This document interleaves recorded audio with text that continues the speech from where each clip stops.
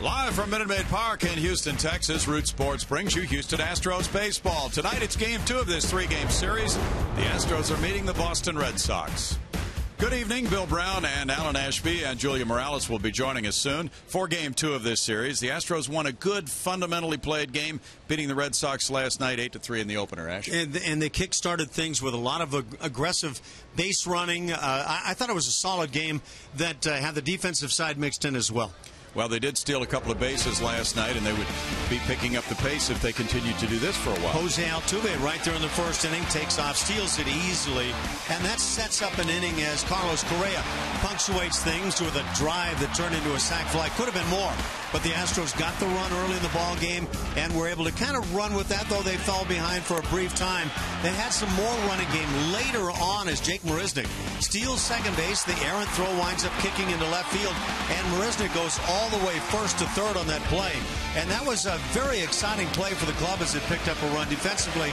Marlin got things started a double play that saw the pitcher covering at first base. Velasquez doing a nice job to complete that double play. And then at third base, great diving stop by Luis Valbuena as he gets a key out late in the ball game. David Ortiz hits a shot to the gap, but that wasn't a gap for very long with Jake Marisnick filling it up in a hurry, making a heck of a play. And the Astros won it 8-3 last night. Coming up, believe the hype. Few rookies have generated the kind of hype Carlos Correa brought to the big leagues, and even fewer have lived up to the expectations. How good has Carlos been since making his Astros debut? We'll give you the numbers when we come back.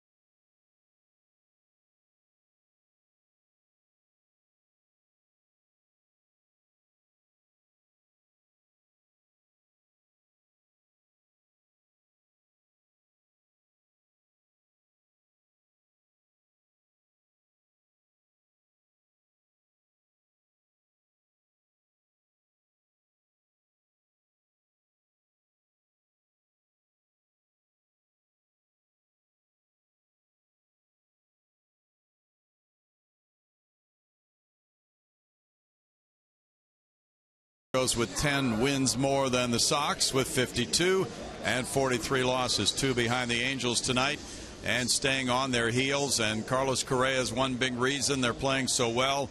He's moved in, he's grabbed the shortstop job, he's hit well. Is there anything he hasn't done, Ash? I haven't seen it. I don't know about cooking for his teammates on off days and that sort of thing, but on the field the guy does everything and does it exceptionally well. And when you look at what he does on the field, leading in all those categories, hits, RBIs, doubles, home runs with the Astros, that says an awful lot. He's among the leaders in the major leagues in those same categories, and he plays a solid defense, beyond solid at times, exceptional, runs the bases very well. To me, he's the guy you look up to as a teammate. Solid, sharp ground ball single there, and since the All-Star break, a .429 batting average. Yeah, he just continues to swing it well, and he's picked it up now since that All-Star break. The Astros obviously went into a skid prior to, but he's been the man. Again, a couple of hits last night, and he had the sac fly, that double hitting the chalk down the right field side. Makes the game look really easy when he's got it going on. And again, it's not just one phase of the game, Brownie. It's all phases. This guy can play it. Coming up, calling card. Carlos Correa isn't the only guy who has energized the Astros since early June. Colin McHugh is looking more and more like the pitcher who blew hitters away last season. What was the tipping point in Colin's season? Julia has the answer coming up.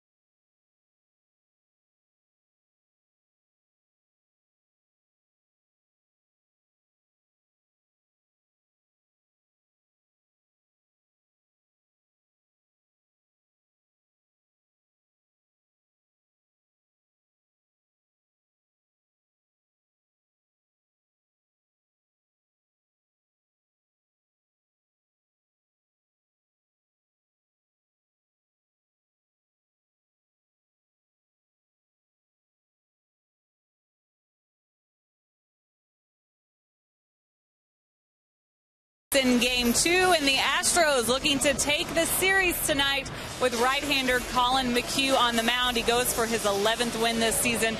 That would tie his win total from just one season ago, which was a great season. He's having a good season this year as well, but it's been bumpy at times. However, here in his last 6 starts, finding a little bit of a groove. It's our pitching performance powered by Kubota. As we take a look at the numbers from those last 6 starts, he's 4-2 with a .290 ERA.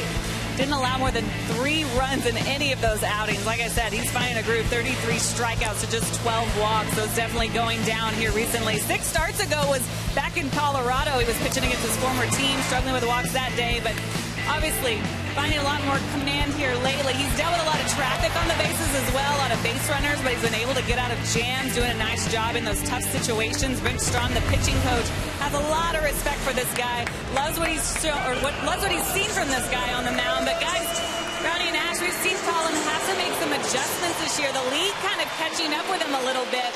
We've seen less strikeouts from him, but that's how it goes in this game. Colin doing a nice job of figuring out of different ways to get the job done. He really had to do that on the fly last time out, Julia. 6 innings, 11 hits, 1 run, but he got it done. Didn't walk anybody. And against the Boston Red Sox July 4th, a loss, so he'll remember what worked and what didn't work as he goes to the mound tonight, Ash. You know, and you mentioned, Brownie, that game against the Texas Rangers, as he won it, 6 solid innings, 1-run ball. He only struck out 4. Julia was talking about strikeouts going down, and yet I thought it was a really good performance by Colin. Sometimes I think you have the strikeout pitch. Sometimes it doesn't work out. But the blend of his fastballs, a lot of those being up in the strike zone. Inside corner, that very good over-the-top curveball. He's got the cutter and the slider. It all goes together very well when he's rolling in the strike zone. Here's the starting lineup now for John Farrell's Boston Red Sox. Dustin Pedroia will lead it off tonight, and he'll be playing second base. Mookie Betts was the leadoff man last night. He's resting tonight. Brock Holt bats second. He's at third base with Xander Bogaerts, the shortstop, hitting third. The cleanup man is DH David Ortiz. In left field, it's Hanley Ramirez. In center, Alejandro De Aza. In right, Shane Victorino. The first baseman is former Texas Ranger Mike Napoli. The catcher is rookie Blake Swihart.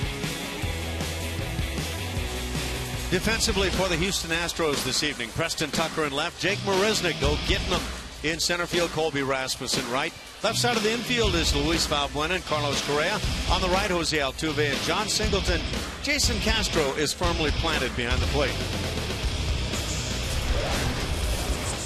The Astros captured the opener last night. They're 3-1 in this homestand. And they are the wild card leader right now in the American League with a .547 winning percentage, with the Minnesota Twins losing to the Angels last night. Angels still 2 games ahead of the Astros. Dustin Pedroia gets it going tonight with a .288 average, 9 homers, 33 runs batted in. Pedroia was 0 for 4 last night. Now the home plate umpire not yet ready to go. We have a delay down the left field line in the corner. Apparently something got loose.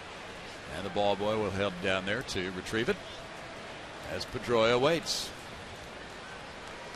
McHugh is 1-1 in his career against the Red Sox. His ERA is 3.18. Pedroia is hitless in his last 5 games. That matches his career high. In the air, it goes foul behind the Red Sox dugout, and back to strike one. Pedroia, the MVP in the American League in 08. Has a .299 career batting average. He's been bothered by thumb and wrist problems the last 3 years. Pedroia just came off the disabled list recently with a hamstring strain. Fastball is hit in the air, and John Singleton watches it drift back. Out of play. Colby Rasmus, the right fielder, over as well on strike 2. And the big surprise with Dustin Pedroia, 0 for 18 since coming back off the DL, so he has really been in the midst of a scuffle. That's not Pedroia-like. A very consistent hitter down through the years, and also a good RBI man.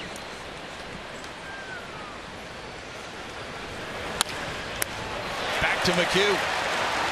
To Singleton, 1 out. And Brock Holt will come to the plate. Holt has an 11-game hitting streak against the Astros.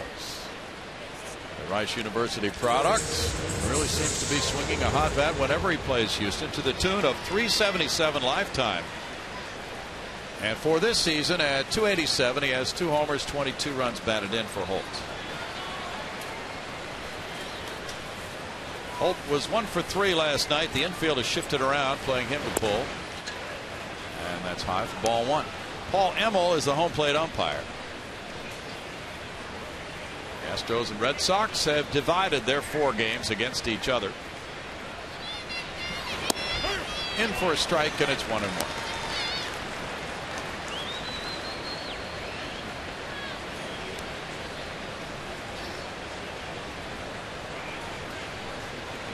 Luis Valbuena is on the grass at third. Holt can put down a bunt for a hit. That's in close, and it's a 2-ball, 1-strike count. Red Sox are 11th in runs scored in the American League. They had a rough time against that Angel pitching staff, losing all 4 in Anaheim. Bounce to Valbuena. Now the only guy on the left side is positioned there to make out number 2. Yeah, I like that guy on the left side. The lone remainder to the infield on that side, drawn in. It actually covers a larger percentage of the infield, assuming the ball isn't hit real sharply or a high chopper. That's an adjustment the Astros have made this season to their shift. They've often pulled the third baseman in closer when he's the only man on the left side. Xander Bogaerts has 2 hits and an RBI in last night's game to get him to 311, 3 homers, 45 runs batted in for Bogaerts. And there's strike 1 to the outstanding young shortstop from Aruba. Bogaerts, since the end of May, has led the majors in batting average, .356.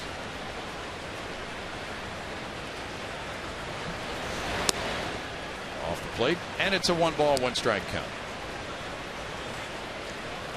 Astros got a very well pitched game from rookie Vincent Velasquez last night, and he got his first major league win, going 6 innings, giving up 3 runs. It's 1-2. And in the process, just watching Velasquez again last night, along with the other games, for me, he's one of the guys I would be very hard pressed to give up in any kind of a deal. I could see him being a big part of a rotation for years to come. He's sitting alongside Lance McCullers. That's fouled away. McCullers will take the baseball tomorrow night at 7:10 against lefty Wade Miley, who's 8-8. For the Red Sox. Miley, a native of Louisiana. So 2 of the 5-man rotation, the young right-handers up from Double-A, and both have thrown the ball extremely well. David Ortiz is on deck. Curveball, and that's a strikeout. McHugh has a 1-2-3 first. The Astros come up against Joe Kelly right after this.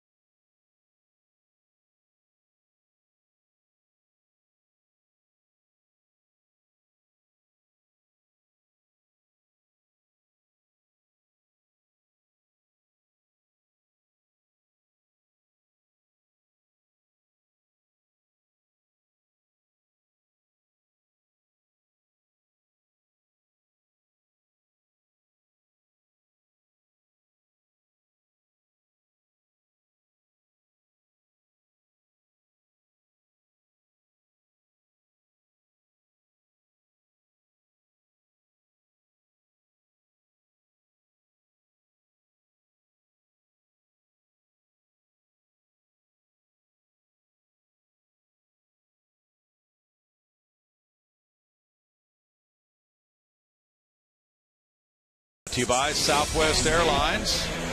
Jose Altuve leads it off. He's at second base. Preston Tucker plays left field tonight with Carlos Correa at shortstop. Luis Valbuena at third. The DH is Evan Gattis.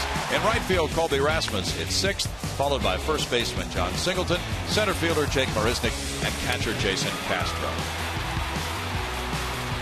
On the mound for the Boston Red Sox, 27-year-old right-hander Joe Kelly, 2-5 on the year, .567 the ERA.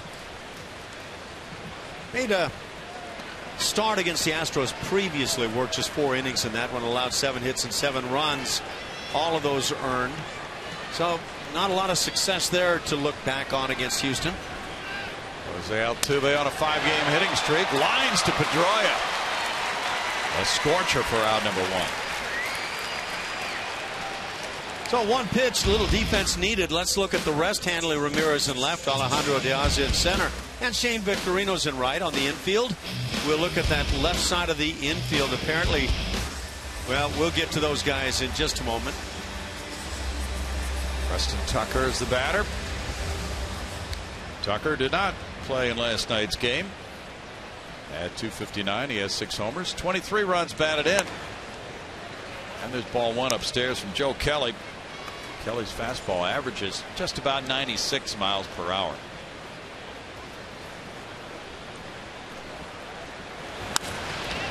That's fouled away, and it's 1-1. Okay, now for the rest of the defense. Brock Holt at third. At shortstop, Xander Bogaerts on the right side. Dustin Pedroia, he caught the line drive. Mike Napoli's at first. And Blake Swihart behind the plate.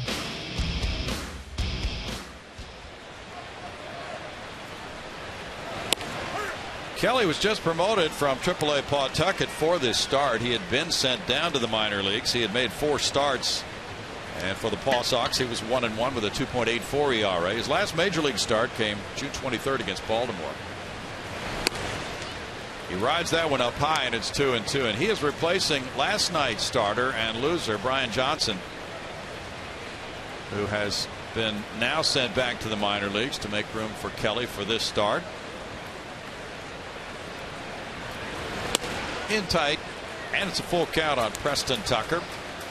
His last start was Sunday against Texas. It was a good one. 3 for 5, a double, and a 2-run homer. In his last 10 games, he's hit .371 with 2 homers, driving in 4. He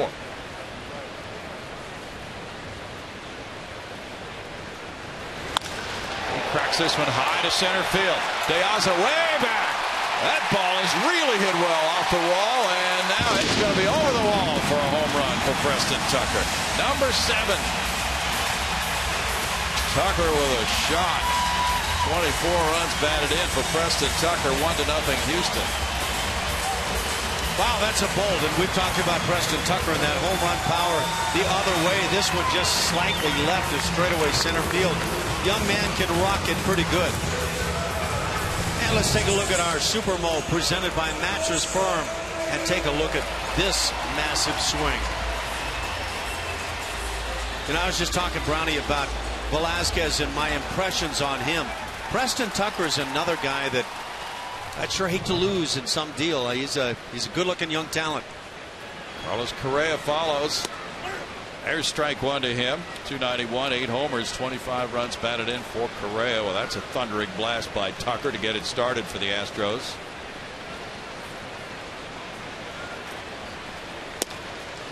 Off the plate, it's 1-1 to Carlos Correa. He had another fine game last night after going 5 for 11 in the Texas series. He was 1 for 3 and drove in a couple last night. 291 for the season.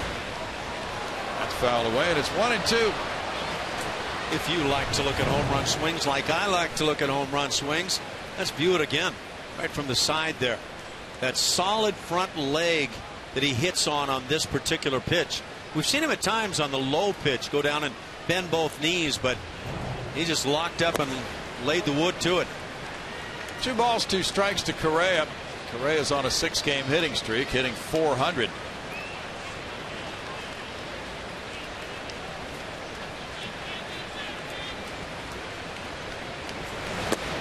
Swings at the slider, striking out.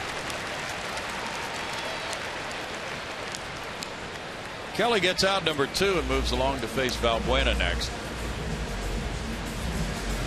Valbuena was 0 for 4 last night after going 4 for 8 with 4 runs batted in the Rangers series.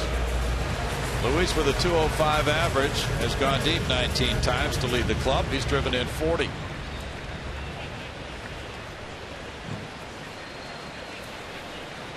Infield shifts around and he takes ball 1 down and in.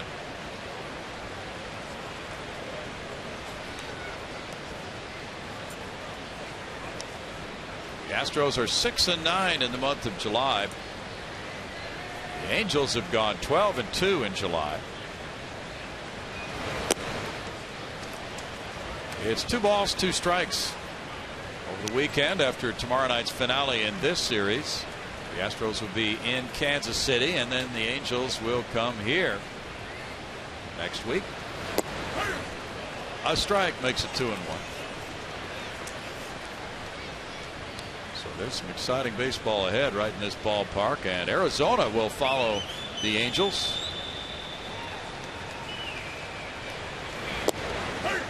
In for strike 2. 2 balls, 2 strikes.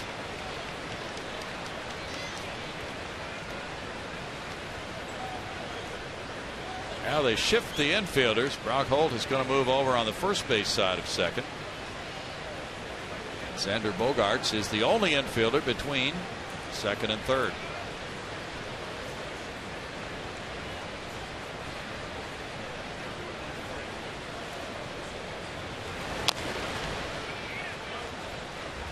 foul, and count remains 2 balls, 2 strikes. The Astros 3-1 on this homestand, and at home they have been on fire. They've won 23 of their last 31 games at Minute Maid Park for the season. They're 31-17.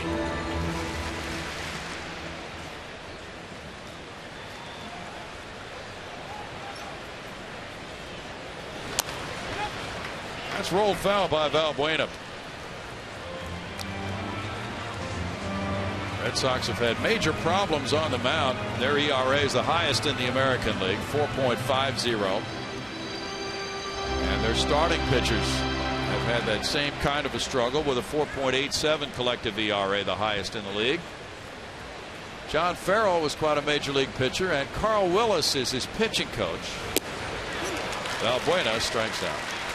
Tucker hits one deep. It's home run number 7 for Preston. That makes it 1-0 Houston after 1.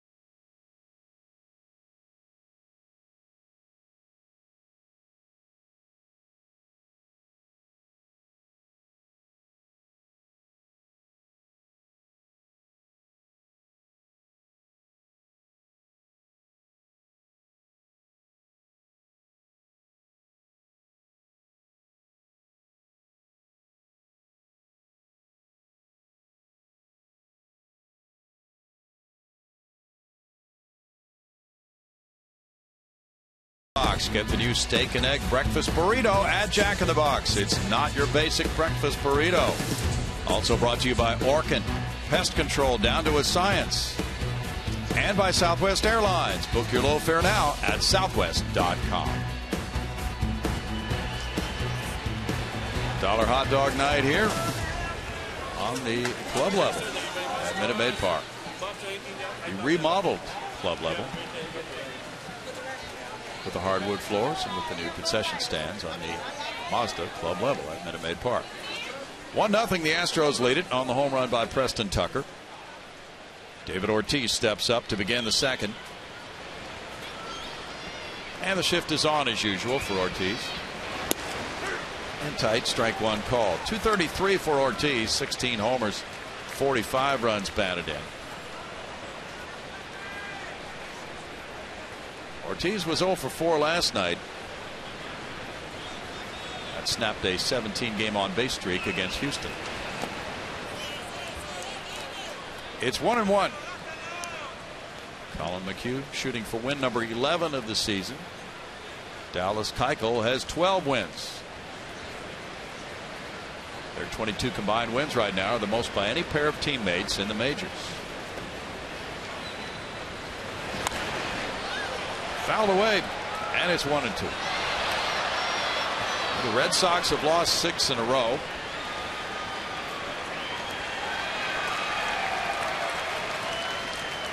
People still trying to figure out what, if anything, they might do at the trade deadline or before to try to improve their club. Curveball dips low. It's 2-2.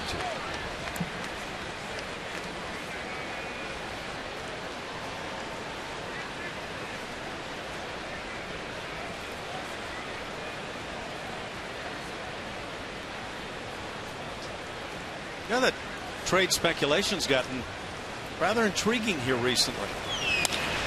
Ground ball to shallow right field where Altuve throws out Big pop. It's 1 out. Do you sense that anything is imminent in MLB on the trade front? You know, that's tough to say, imminent, but there are moments when it feels like there are some teams exploring rather thoroughly right about now. Hanley Ramirez checking into this game at 261, has 19 homers, 46 runs batted in. He's hit 2 of those homers against the Houston Astros. Ramirez was 1 for 4 last night. He was robbed the last time up by a diving Luis Valbuena. In tight for ball 1. Yeah, there are some trade winds certainly circulating as we get closer to that deadline. Typically there are more and more moves. Cole Hamels, will he remain with the Philadelphia Phillies as of August 1st? Does he have a healthy arm? Yeah, those are some of the questions making the rounds right now, because he's had a bad couple of starts.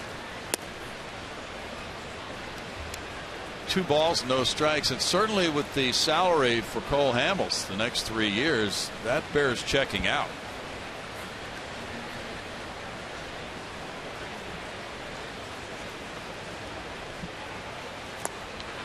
Good late breaker. That makes it 2-1 to Ramirez.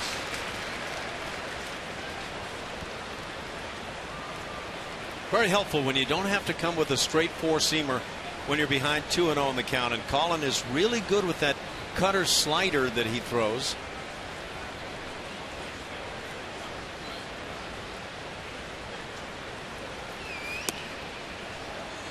It's 3-1 now to Hanley Ramirez.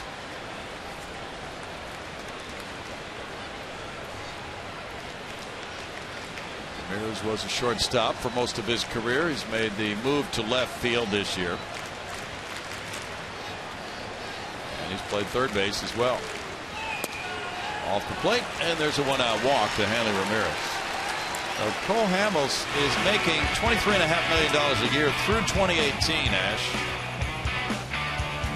That's a lot of coin to spend, and you want to make sure if you do go after that deal, whatever club it might be, that you've got a completely healthy pitcher, a guy who's motivated to pitch for your club maybe in the future.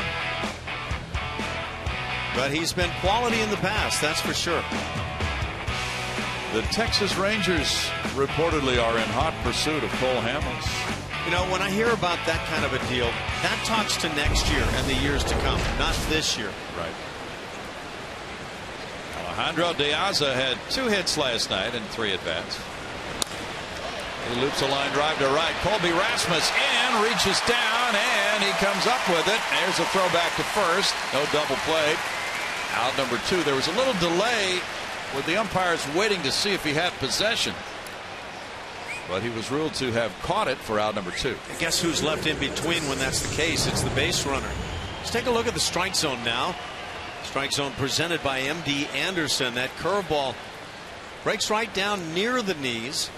That's a really nice job waiting back. When you see guys hit what looks like a hanger out in front of the plate, well, if you'd seen that pitch come back toward the plate, you'd see a pitch that looked much better. Colby Rasmus, part of an outfield that can really go get it. Shane Victorino used to be a switch hitter. Now he bats right. There's strike 1 to Victorino, the former Philadelphia Philly, a .247 hitter with 1 homer, 4 runs batted in. He just came back from the 15-day disabled list July 3rd. He had missed 38 games with a left calf strain and 14 more with a right hamstring strain earlier this year. In the dirt, 1-1. So on Cole Hamels, one executive quoted today as saying the Phillies want yesteryear's prices and teams don't make those deals anymore.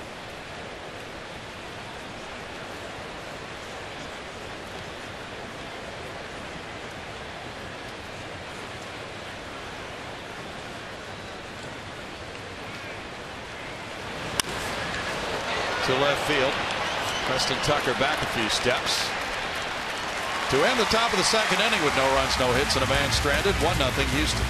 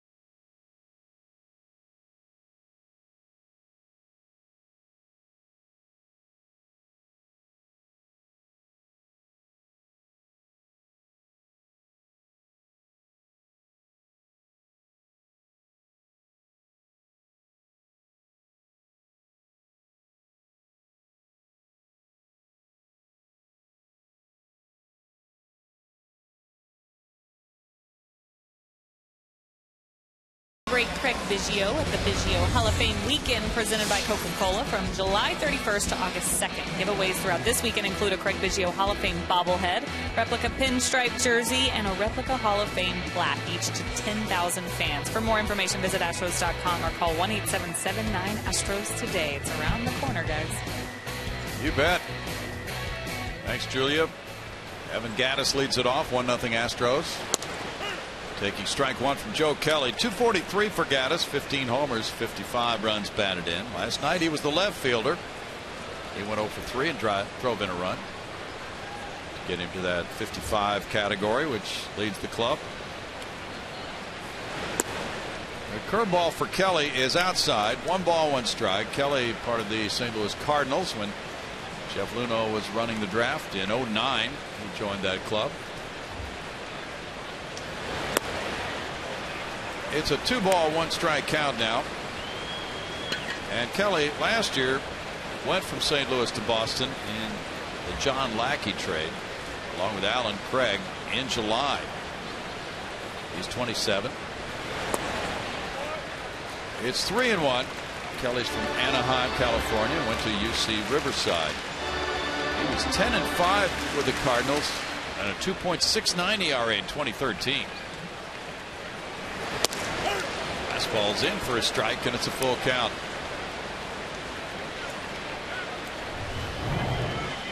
He's got that fastball that runs back. He's also got some serious zip on it. Slight built guy, good arm.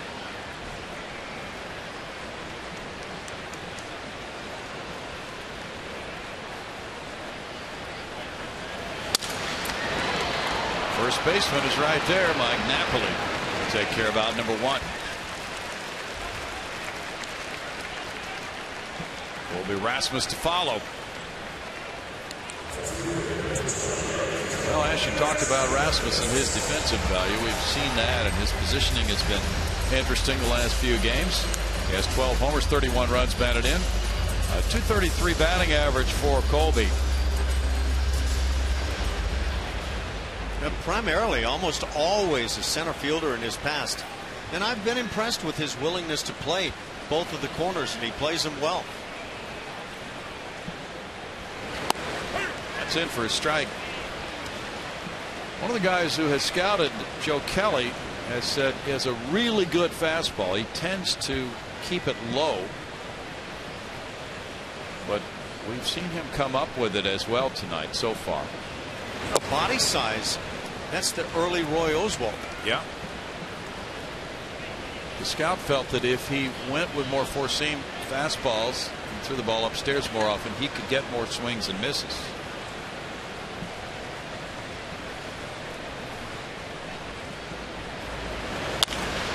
That's clocked to right field. Colby Rasmus right on that breaking ball, hammered it for hit number 2 for the Astros.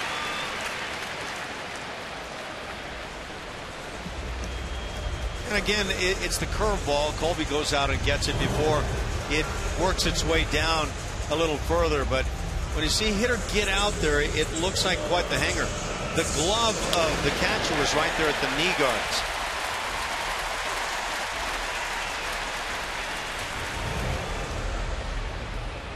John Singleton was not in the starting lineup last night against the lefty Brian Johnson. There goes the runner. Rasmus on the throw into center field, gets up, heads for third. Here's Diaza not throwing, and home plate was uncovered, but he had stopped at third base. So Swihart's throw drifted. Rasmus getting steal number 2 of the year, then took third on Swihart's first major league error.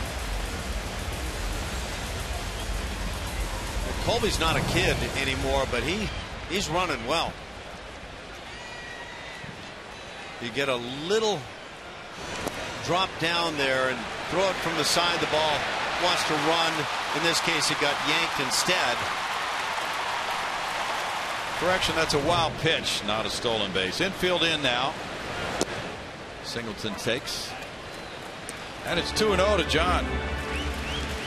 Jake Marisnick's on deck. Now the Astros, with their base running exploits, really helped themselves last night Scored 8 runs in that game on 9 hits. Stole a couple of bases. Interesting configuration with the infield in. Xander Bogaerts is almost right behind the pitcher. Now he comes in to say something.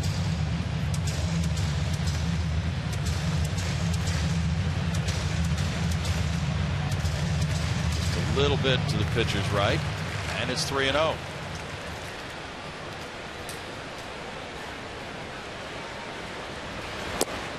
Singleton takes a walk. Julia. Hey guys, well, we saw some excitement on the base pass last night for these Houston Astros. Jake Marisnick, of course, stealing second, and then on the throwing errors, scored from second, the heads-up base running, but Gary Pettis waving him home. And here's what John Farrell had to say, our Geico quote of the day, saying that's an uncommon play. Gary Pettis is an extremely aggressive third base coach. Waved him the whole way, never broke stride. It tied the ball game. Very exciting, like I said. I asked Gary Pettis about this and Farrell's comments just before the game. Pettis said, well, I got to tell him thanks. But as far as having the reputation of being aggressive, that's what you want, and that's how I've been my entire career. He also said that sometimes shows a little bit more depending on your team. We've got some guys that have a lot of speed, and it's been a lot of fun. Marisnick with 5 homers has 21 runs batted in. Bunting, he pops it up, foul. Napoli with the running catch. 2 outs. Well, I'd love to know what that bunt was about. Was that a safety squeeze? Didn't see any endeavor there by Rasmus to start down the line. Was that a bunt to try to slip by somebody and maybe score a run, get a base hit? Don't know. If that was a safety squeeze, then I'm not sure that Colby had the sign down at third, although you do break late on the safety. He's talking with Gary Pettis right now at third base as Jason Castro comes up. Castro with 7 homers, 19 runs batted in, tries to deliver a 2-out hit after going 0 for 6 in the Rangers series. There's ball 1 to Jason. Keep getting a run when you should get them. Jose Altuve's on deck.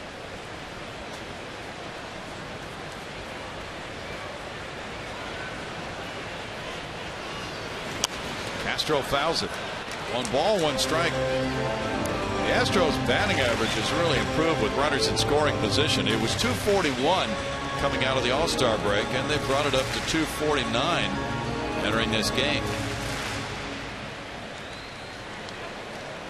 Well, that 10-game road trip that saw the Astros go 2-8 did not benefit the offensive side of their numbers.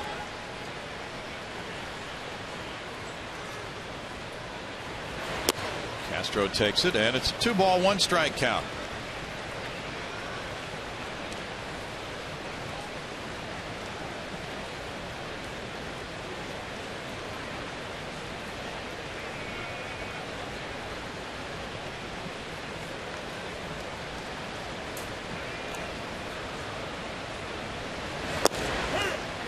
Two and 2 to Jason.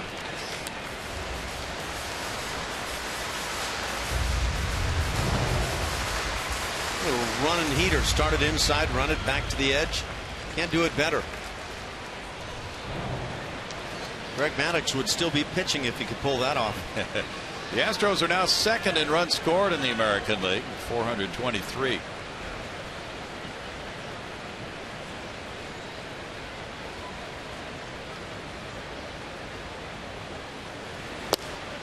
That's strike 3, and that ends the Astros second. He's coming back to chat with Paul Emmel. Strikeout number 3 for Kelly. No runs, a hit, an error, 2 men stranded, 1-0 Astros.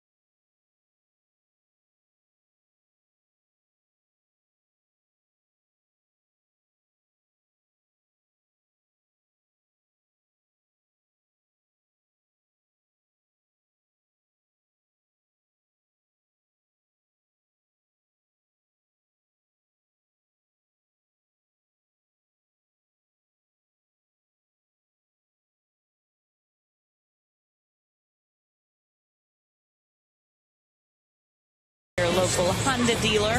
And this one goes out to you, Astros fan Chris Gerby.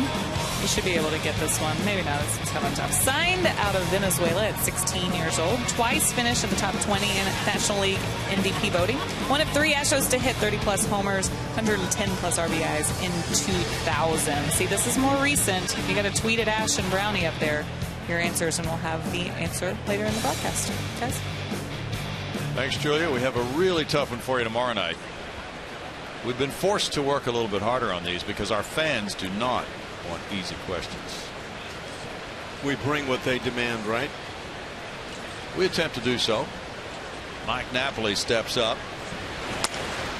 Puts it in the air to right center field. Marisnik with those long strides.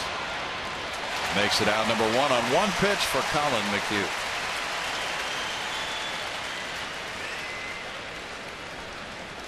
Now switch hitting catcher Blake Swihart, one of the Red Sox top rookie performers. He was a first-round pick in 2011, the 26th player drafted that year from Bedford, Texas.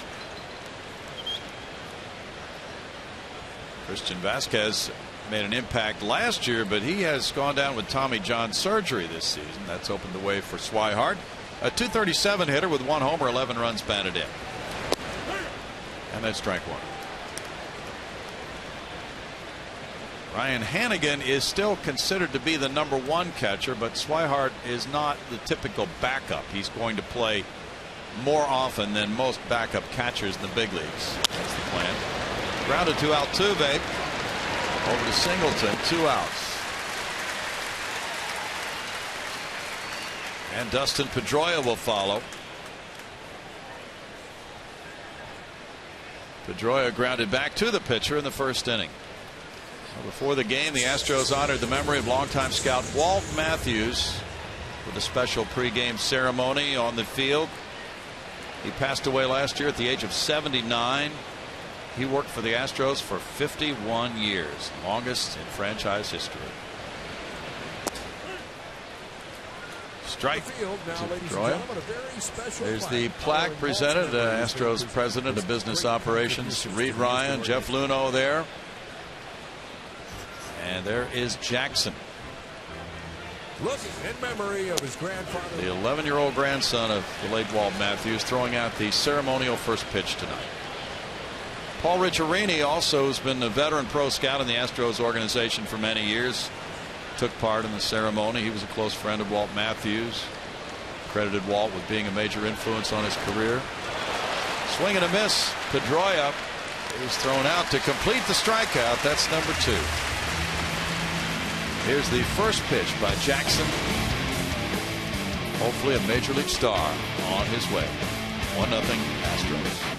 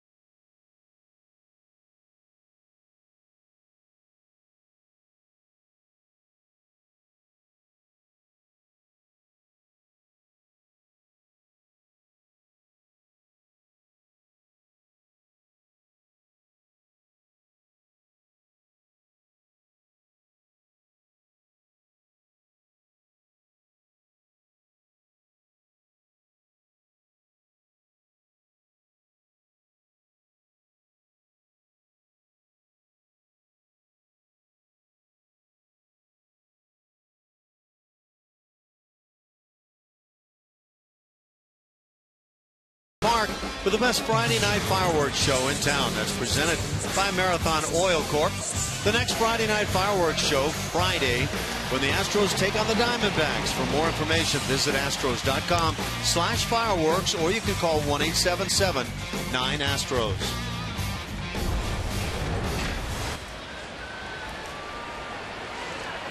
There's a look at everything you can check out when you come out to the ballpark in one of the team stores here at Minute Maid Park.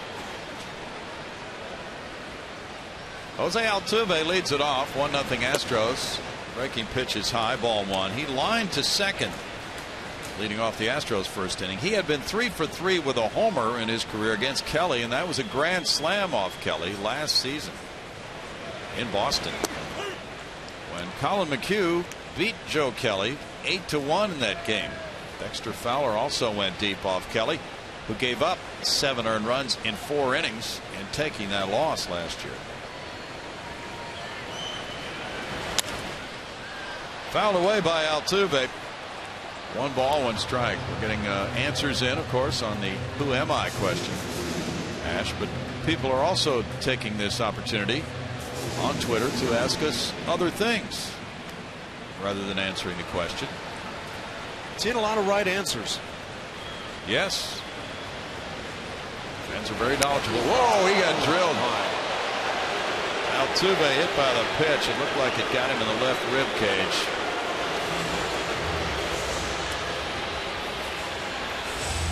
Man, that was 97 miles per hour. Yeah, that's not your basic 88 guy out there. That is Patro to the rib cage taking that. You kidding me? I hope that hit below the ribs. Let's hope. Oh boy. 4th time Altuve's been hit by a pitch.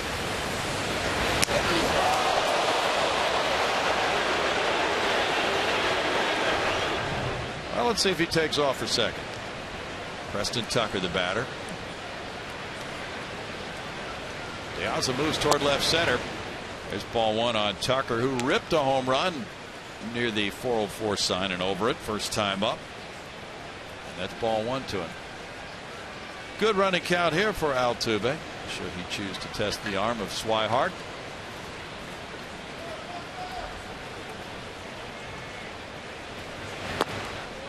It's 2-0. So we're getting questions, Ash, from some of the folks on Twitter, like whatever became of Charlie Kerfeld. An old Astros fan is curious. Ball cube displays.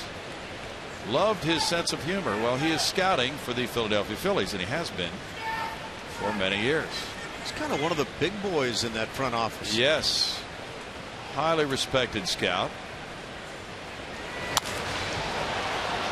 Tucker watches the third baseman go for it. Holt, foul territory, and it winds up being a fair ball, 1 out.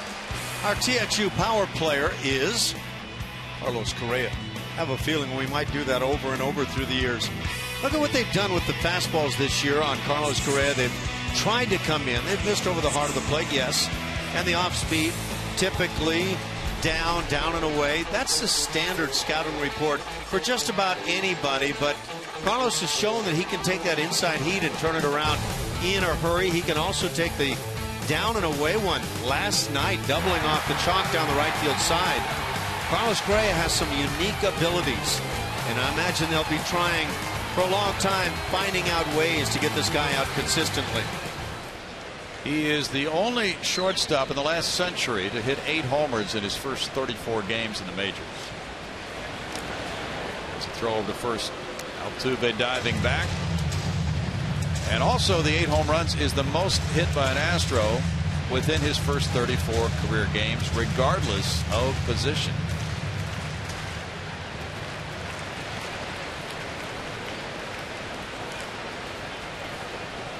Charlie Kerfeld might be scouting some minor league talent in case there's a Cole Hamels deal. Fly ball, and there's Pedroia for out number 2. Here's another question from Marlon Medlock. Is it me, or does Colin McHugh remind you of Shane Reynolds? What do you think, Ash? Well, I can't reply to the "is it me" part. Haven't seen a photo. Okay. But Maybe a little Shane Reynolds in there. I don't know. Maybe. Okay. Hopefully the same success will follow. And Juan Olivares wants to know, what is the status on Marwin Gonzalez? Marwin is sore. Valbuena struck out earlier.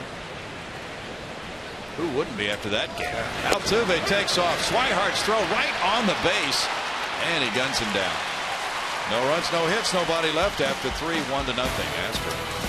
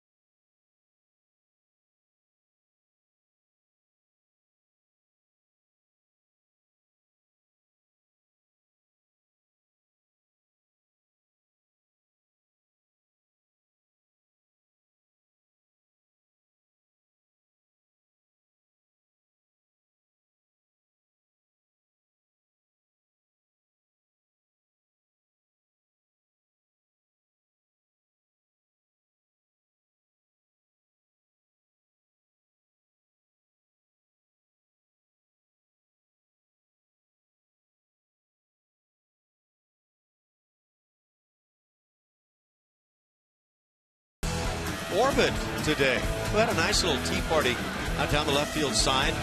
Phillies were working out around him, and he was very genial host there. He brought on the Red Sox, asked them if they'd like to share a little bit. Yeah.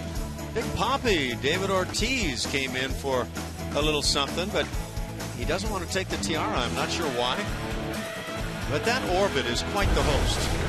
Very nice to throw the Boston tea party for the Boston Red Sox. Nice. 1-0 as Brock Holt bats. Red Sox trailing, and Holt takes strike one. He grounded to third in the first inning. Nothing was spilled in the harbor at the end. Nope. Paul Revere did not ride through downtown Houston, saying the Sox are coming. It's 1-1. Julia might have more of an update on Marwin Gonzalez, but we know that he was limping out of the clubhouse last night. He got hit on both ankles with 2 different pitches during that game last night. That's a fly ball out to left. Preston Tucker, 1 out. But Marwin could benefit from some healing time after last night's game. Off day coming up Monday, but that's kind of it for a while. On to Kansas City for the weekend. There will be no let up in those games, you can rest assured. Ooh. Xander Bogaerts struck out in the first inning. The Royals have Guthrie, Duffy, and to be announced ready for the Astros this weekend in Kansas City. Their ace, their opening day starter, Yordano Ace Ventura, had been sent to the minors, but now he's been recalled because of an injury to Jason Vargas. By the way, Bronny, did you notice that uncanny similarity between Colin McHugh and Arian Foster? No, but somebody on Twitter felt that there's a similarity between Colin McHugh and Arian Foster. We must be missing something. Yeah, there's something about the bruising running back style. Okay. Chopped Altuve in with the throw to Singleton, 2 outs. And Big Papi Ortiz will be the batter. No, Collins done a nice job here this evening. This curveball has been quite effective, keeping hitters off balance and getting some weak outs.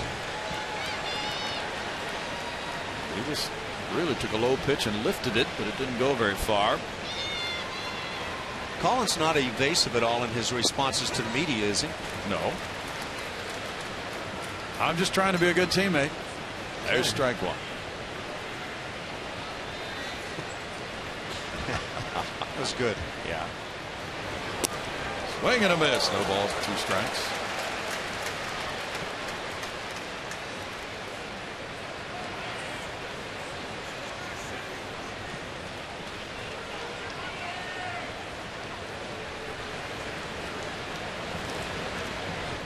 And it dips low. 1 ball and 2 strikes to McHugh.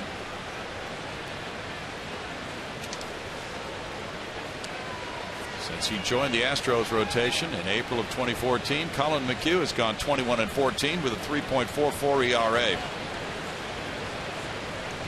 At the Mets and Rockies, he was 0-8 with an 8.94. A waiver claim.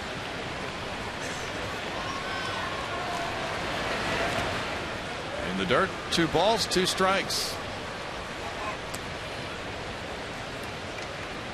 Colin had an 11-game winning streak that ended May 2nd. He's gone through some different phases this year with those adjustments you talked about earlier. He seems to have really turned things around quite nicely, as Julia pointed out earlier. In the air, foul and out of play. San Francisco beat San Diego this afternoon in San Diego 7-1. Matt Cain the winner. Brandon Crawford, Brandon Belt hit home runs. The Padres are now 44-51, but from what we're hearing, they have a rather soft schedule coming up, and they do not regard themselves to be out of contention for a playoff spot. Diving play. Singleton tossing. Brilliant effort by the young first baseman to take a hit away from Big Papi Ortiz. And through 4, there are no hits for Boston. Houston leads 1-0.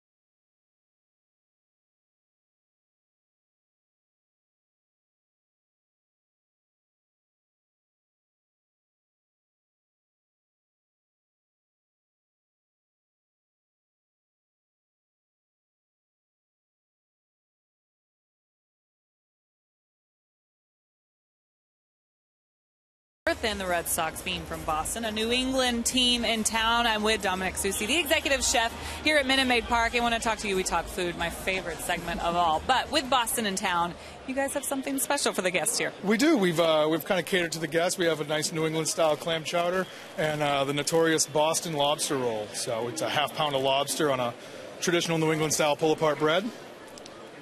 Some lemon pepper. Half-pound. How much does that run?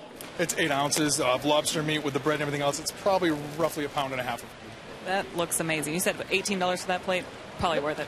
$18 for the lobster roll and $8 for the chowder, and it's all made from scratch. Awesome. Well, the next homestand, we've got the Angels and the Diamondbacks. Do you have anything special planned for that homestand? Yeah, we have some Southern California style fish tacos going on, and then when the Diamondback comes in, we're going to do like a Santa Fe chicken mole enchilada. That's good stuff. Okay, guys, I'm diving in. I heard you had some of this earlier. We did sample it, Julia, and we'll now let you go away for about 3 innings. Yeah. See you guys later. You can have a nice time of it. Deep drive by Valbuena, but it's going to hold up for De Aza. And on the 1-1 pitch, he flies to center field for out number 1. That was scrumptious, actually. May I just say, Brownie, and I know you finished yours more quickly than I did, but that was spectacular. Yes. Yeah, and to say there's a half pound of meat on there, that feels like an understatement to me. Yeah. Felt like at least, what, 9 or 10 pounds, maybe? Well, based on your weigh-in at the start of the day today, I might be at least that. Had to be. Evan Gattis grounded out to first. Napoli made a good play on him on a 3-2 count earlier. He rips a line drive deep left field. That's a line drive homer for Gattis. Number 16 for Evan Gattis. 2-0 Astros on 2 solo homers. And the major league leading team has 131 long balls.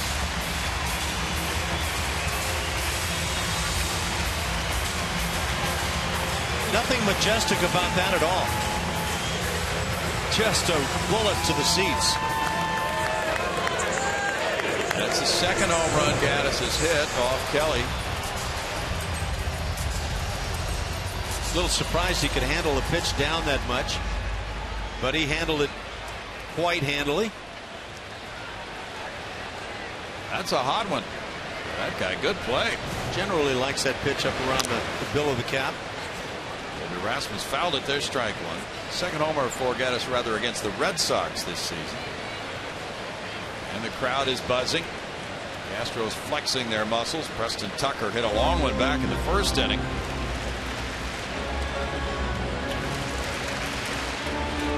It's 2 runs on 3 hits for Houston. Kelly has been dinged for 10 home runs this season in 78 innings.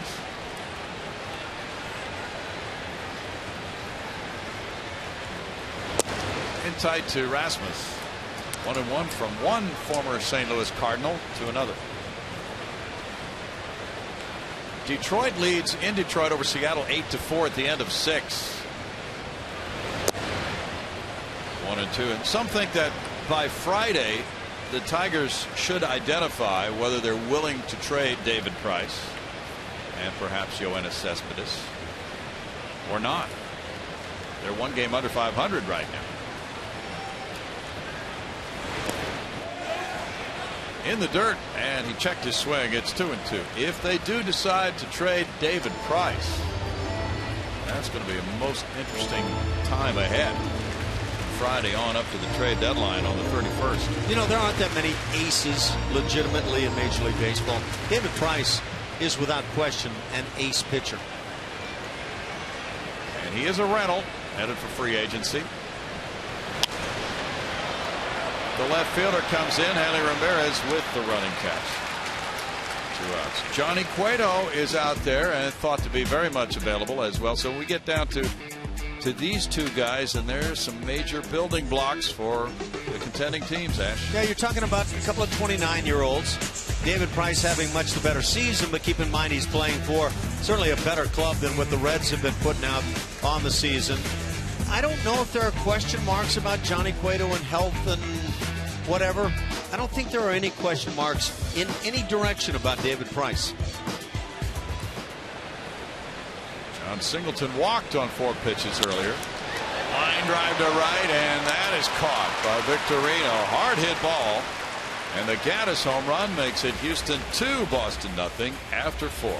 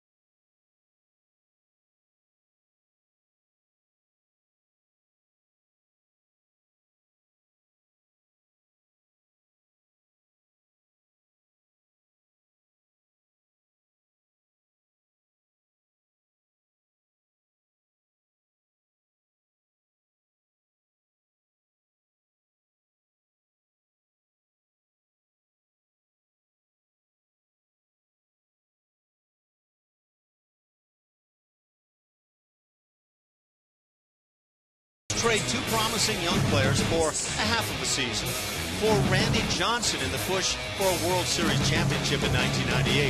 The big unit is dominating down the stretch for the Astros, but their championship dreams end in the NLDS.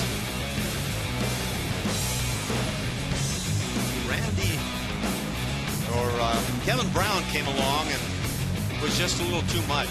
But I don't know that I've ever seen a greater half a season than what was put up there by Randy Johnson. And for me, it was all worth it. It was a now or when kind of a scenario. And Randy Johnson made the now absolutely right now. He delivered the goods. 2-0, Colin McHugh with the lead. Hanley Ramirez, the first man up in the fifth. He walked in the second inning. He's been the only Boston base runner through 4. And there's strike one. It would be hard to find a player who delivered more on a stretch drive trade than Randy Johnson for the Astros that year. Richard, I started to say Richard Hidalgo, but what I attempted to say was the guy who played center field so great. There's the first hit for Boston. It comes from Ramirez leading off the fifth. We'll revisit that trade. Take a look now, many years later, try to do a little analysis on it as Randy Johnson was traded for Freddie Garcia, Carlos Guillen, John Halama involved in that deal. But look at the careers of Freddie Garcia, 15 years, Carlos Guillen 14 years, as they were both traded to Seattle in that deal. My opinion, Freddie Garcia and Carlos Guillen, who went on to become excellent major league players for a long, long time, would have helped the Astros for a long, long time. But that year, to get to the position the Astros were in and a chance to win the World Series, Randy Johnson was the man. And I would not turn that deal around. I would take my shot with the big unit once again. And I thought he was beyond spectacular. Strike to Alejandro De Aza, who hit a fly ball to right field. Do you view David Price as a Randy Johnson type of trade if he is made available by Detroit this year? Well, he's the guy out there that gives you the chance to have a Randy Johnson-like possibility of a second half of the season. This one gets by Castro. Pitch upstairs off his mitt, moving Ramirez to second base. Yes, there are no guarantees. Sorry to dance on you there. There are no guarantees that even a Randy Johnson's going to have that kind of a second half. But David Price is that kind of a pitcher. Pass ball for Castro. And it's a 1-1 count now on De Aza. Of course, Randy Johnson did not sign with Houston when he was a free agent after that 98 season. Bunted, and it goes foul. 1-2. And as much as he delivered for the Astros, they lost, as you said, in that first round of the playoffs. It was their 102 victory team, best winning total of any Astros team in history. But yet they were in first place when they traded for him. So they didn't really need him to make the playoffs. They got him so they could be a World Series team, and that did not work. However, fans were on fire for baseball that year. Yeah, he brought more energy in each one of his games than I think I've seen at any time during the regular season for the Astros. And even the part about winning the division, he locked it in is what he did for me. Now, I don't know, maybe you win it anyway, but if you remember going into that postseason, the Astros were the favorite to win the World Series because of all the guys and Randy Johnson. These are the decisions potentially facing some of the general managers when scrutinizing possible deals like that one here in 2015. There's a hit batsman. De Aza will go to first base, and he's limping out of there. Runners at first and second, nobody out. The Anaconda took a bite out of De Aza here. That curveball coming in and catching the lead foot. De Aza and Marwin can commiserate after the game. It's the 8th hit batsman for McHugh. 2 men on now, and Shane Victorino batting. He hit a fly ball to left earlier. The Astros, of course, are loaded with prospects, as are several teams rumored to be in the hunt for major starting pitching acquisitions. The Rangers are very well fixed for prospects, and they supposedly are trying to hone in on acquiring Cole Hamels from the Phillies, with those prospects being dangled. Bunted, and it goes foul. And the scouting process is ongoing. The Phillies have fanned their scouts out to cover minor leaguers in several organizations to try to canvass what might be out there to put together the right kind of deal should they make one for Hamels.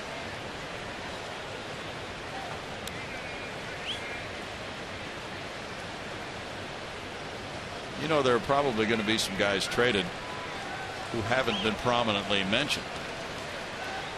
Yeah, that's true. That's a good point.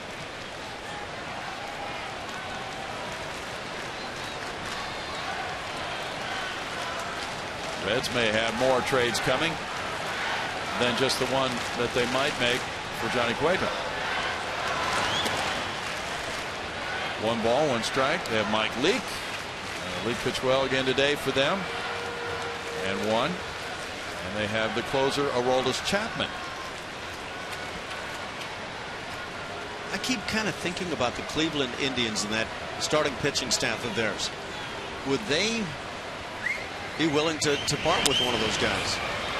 Marisnick comes in shallow center field and right behind second base. He hauls it in. 1 out. Last year, as you know, Tampa Bay traded David Price to Detroit in a 3-team deal, and the Rays got this in return. Drew Smiley, who's been hurt most of this year, Nick Franklin, a backup infielder, and Willie Adams. And Austin Jackson went to the Mariners. For me, that's kind of a freebie for the Tigers. Yeah, they gave up Austin Jackson, and he was a good player for a while for the Tigers, but to get David Price, I think that was a no-brainer. Mike Napoli hit the first pitch. It was caught by Marisnick in center field. Ball 1 to Napoli.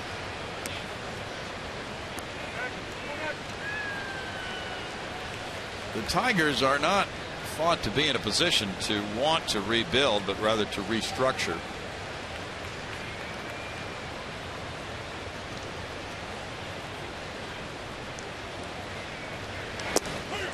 In for a strike, and it's 1-1 on Napoli. Napoli is 0 for 10 against Houston pitching this year. Big weekend for both of these clubs, with representatives to be inducted in the National Baseball Hall of Fame on Sunday. There's a block by Castro, 2-1. Pedro Martinez will go in. Prominent Red Sox right-hander, along with Craig Biggio for the Astros. Randy Johnson, of course, we talked about him earlier, and John Smoltz. And then 2 days later, after Sunday, the Red Sox will retire Pedro's number 45 at Fenway Park. We're reading a story today about Pedro. He is not going to prepare a speech for Sunday. He's going to wing it.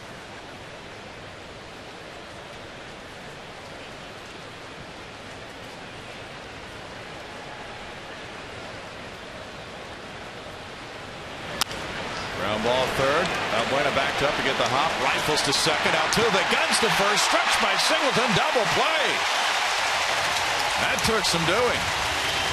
No runs, a hit, and a man left. The Astros got 2 double plays last night. This is their 90th, and they lead it 2-0.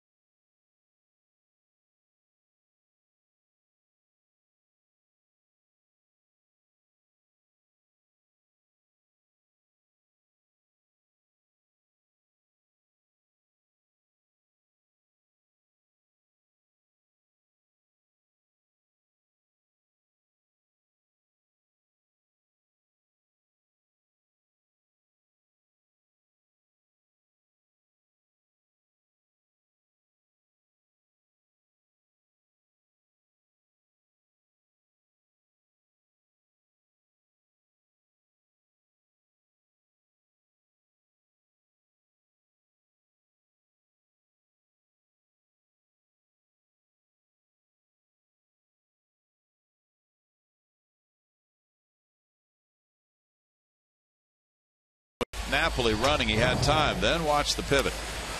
You know what Luis has? He's got good hands, but he's also got a strong, accurate arm, and I think that helps a great deal on this play. Jose Altuve continues to turn some of these plays at second base about as nicely as anybody we watch. Altuve also knowing that with that clock in his head, he had time to get Napoli, just danced out of the way of the base runner, De Aza, and then he gunned on to first. There's strike one to Marisnick.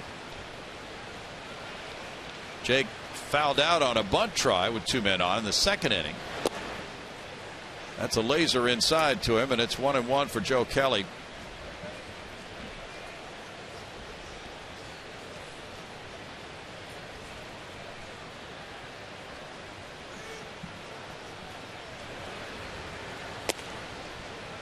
One ball, 2 strikes. There's that life on that high heater. Hey, you just take a peek at the radar gun every now and then, and you're going to find out this slightly built right-hander can flat bring it.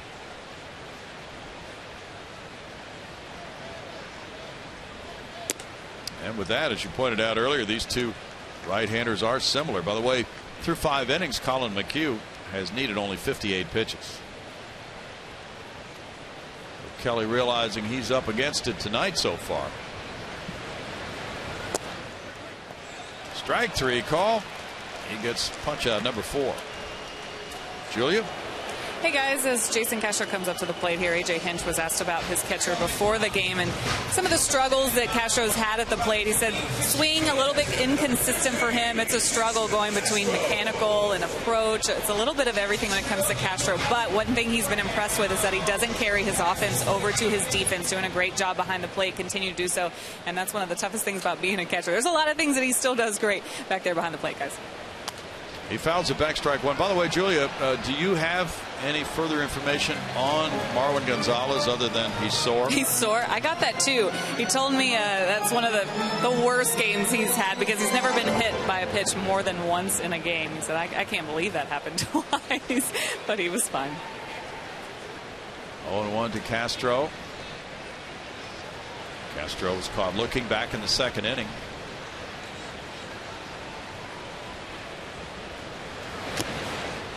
And a foul tip makes it 0-2. Cubs 5, Reds 5 at Cincinnati. They're in the top of the 9th. That Cubs team is really coming on at 50-43. What a game from young catcher Josh Schwarber last night with 2 home runs, 1 and 2. He has not played a game yet at home at Wrigley. He'll get quite a greeting when the Cubs come back home from this trip.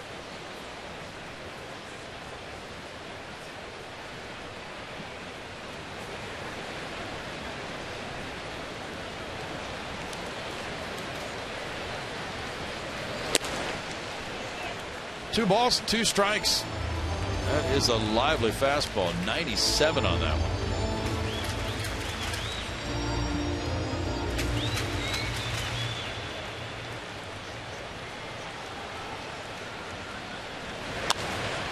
And fouled away. When Kelly is behind in the count, he throws his fastball 80% of the time. That's some kind of confidence in that pitch.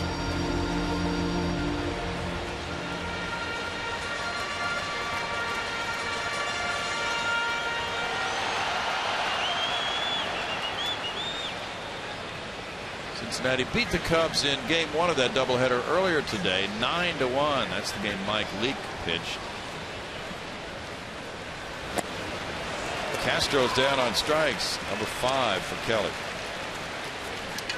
Watch every out-of-market game live or on demand in true HD on over 400 devices with MLB.tv Premium. Real-time highlights, live look-ins, pitch tracking, and more. Blackout and other restrictions apply. Visit MLB.tv for your details. He's visiting something. Yeah.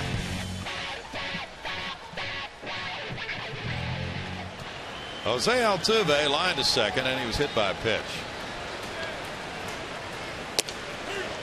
Strike 1 to Altuve. Yankees lead the Orioles 4-2 at Yankee Stadium. They're in the bottom of the 8th inning. Kevin Gausman started for Baltimore. 1-1. Nova pitched well for the Yankees. A-Rod hit his 20th home run. Mark Teixeira, number 24. Ryan Flaherty, number 4 for the O's. Broken bat looper. Bogarts off his glove. He retrieves it and gets it back in with a nice effort. Almost cut it on the run. That's a 6-game hitting streak for Altuve on the single to left.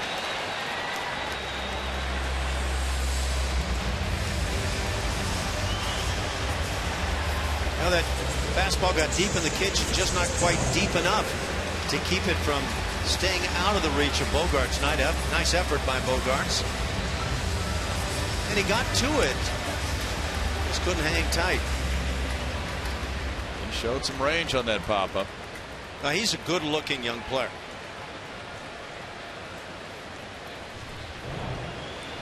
Preston Tucker ripped a homer and popped to third. Here's ball 1. Cardinals nothing, White Sox nothing. They've played 5 at U.S. Cellular. Lance Lynn going for St. Louis. John Danks for Chicago. Jeff Samardzij's name is out there as a possible trade target for several teams. Throw over to first is low. Samardzija is known as a very intense competitor. That could play well, but does the fire burn too bright? Some scouts are wondering that. If he is traded again in a stretch drive deal, will he be composed or will he be overamped? All these things have to be decided before these deals are made by clubs. Well, that's an intriguing question. High to right field, number 2 of the night for Preston Tucker will go into the right field seats. A 2-home run game for Tucker. 4-0 Astros. That's 8 for the season for Preston Tucker.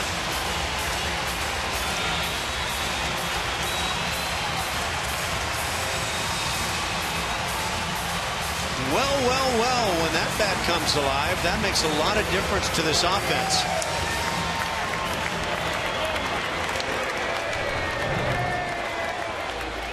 It's a 2-seamer fastball running down and away. There you see the bent front knee as opposed to the first home run where he just locked it in place. But when it's down, Preston has a nice way of getting down there a la Reggie Jackson and launching some of these towering bombs. There's strike 1 to Carlos Correa, who's 0 for 2. Tucker came into this game with an OPS of .811 for the month of July. He's now hit 4 homers in July and driven in 9. It's 1-1. That was a majestic shot to right by Tucker.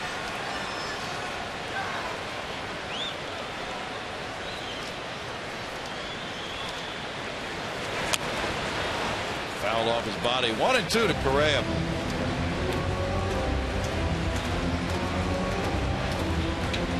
Preston had a 4-hit game at Cleveland. That was July 6th. He homered on Sunday, did not play last night. So that's 3 homers in his last 2 games for Tucker. 2-2. Something about the kid I like a lot.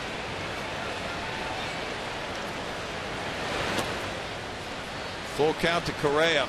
Will the Astros ever have an outfield with 2 Tuckers in it?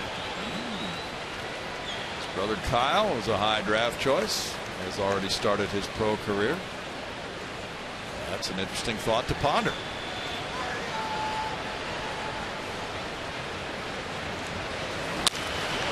Line into right center field. What a rip for Correa. That's a 7-game hitting streak for him. 3 straight hits now. Don't touch the plate. It's really hot. Just a skull job into right center. Ooh. And I think some of these teams have found a spot up and in on Carlos that he's having a tough time figuring out, but when he gets a pitch to handle, he's pretty darn good.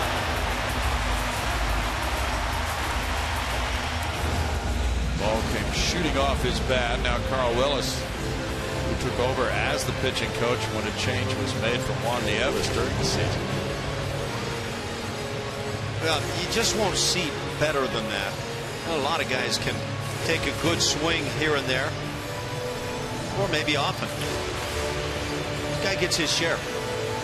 6 hits for the Astros. Luis Valbuena struck out and hit a fly ball to center.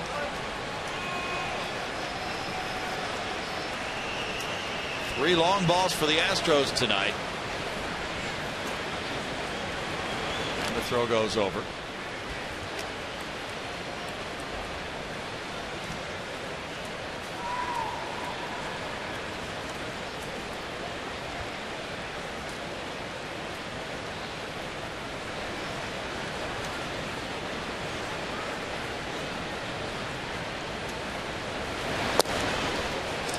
Strike to Valbuena. Pirates 1, Royals 1, bottom of the 5th inning in Kansas City. Astros will find themselves there over the weekend. And as Ash mentioned, Monday night off, and then the Angels come in. Edinson Volquez is pitching for Kansas City tonight against Charlie Morton. No balls, 2 strikes.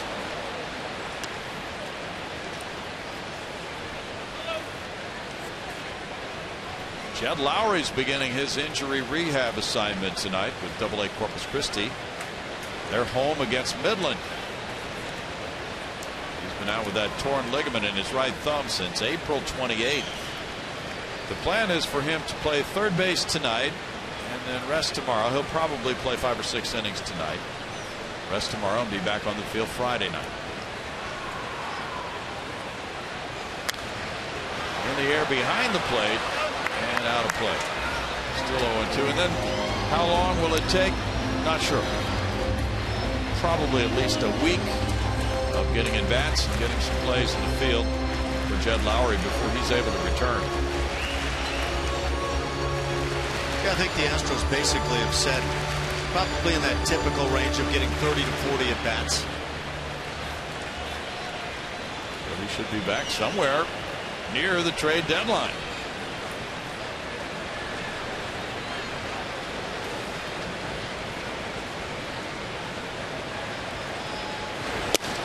Swing and a miss by Valbuena. Kelly has struck out 3 in the inning, but he also gave up 2 runs on 3 hits with Tucker's second home run of the night going high to right field, and the Astros leading it 4-0.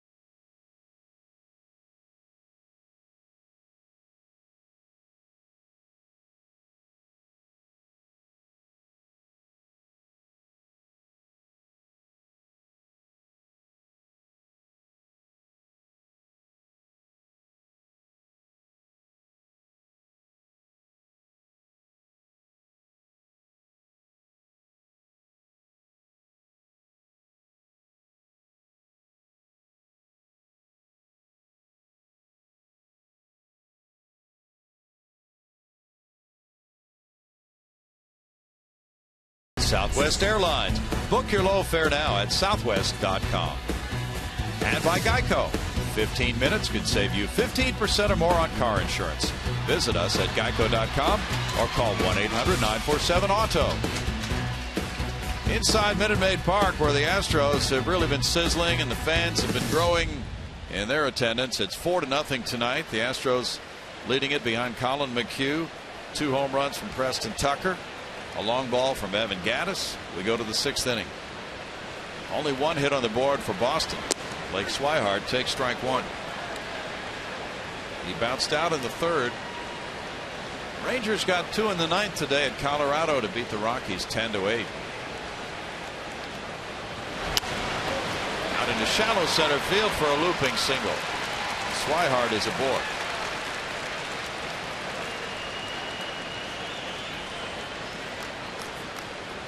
Dustin Pedroia follows. He's bounced back to the pitcher and struck out.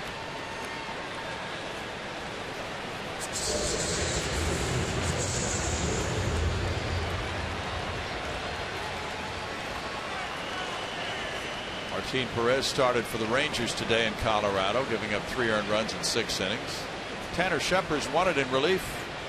Sean Tollison got his 15th save. That's a ball. 1-0 last night. Shin-Soo Choo hit for the cycle for that Ranger club.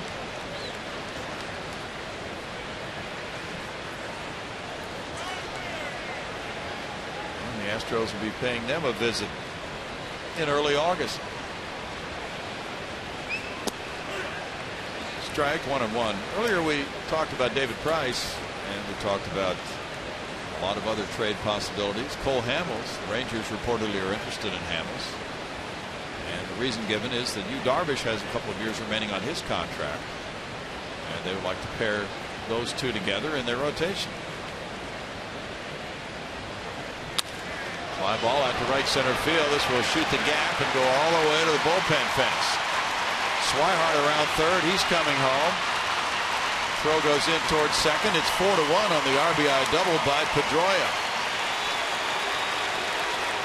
That's his 15th double, RBI number 34 for Pedroia. Not a bad way to snap an 0 for 20.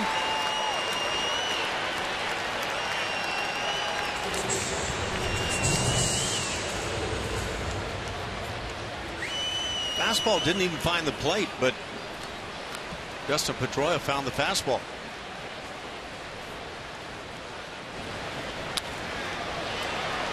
Colin had come back in the count with a nice little cutter that he spotted well, then tries to come back with the 4-seamer.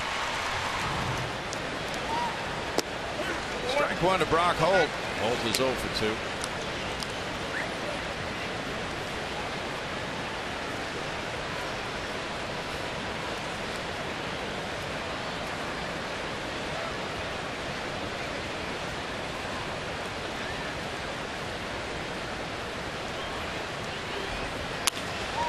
Looping liner past, a lunging Altuve into right field, and the Red Sox put some things together here. That's 3 straight hits. Holt has a 12-game hitting streak against the Astros. It's making that second home run by Preston Tucker look mighty big.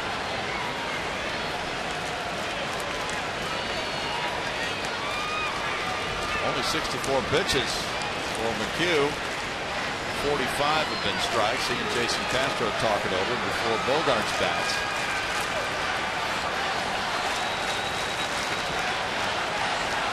Bogarts has struck out and he's grounded out.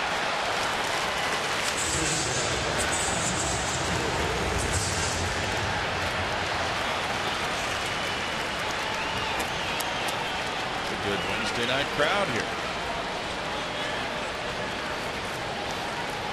Just win, baby. Has an awful lot to do with it. Last night, 26,913 was the paid attendance.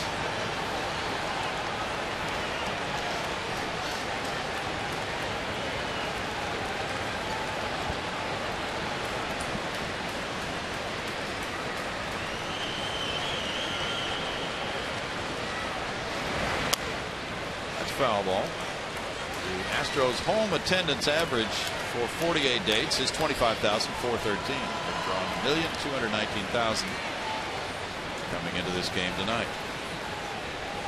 Very much a resurgent year in many ways for this team. They've won 52 games. That's more than they won all of 2013. 18 fewer than they won last year. Bounce foul, no balls, 2 strikes.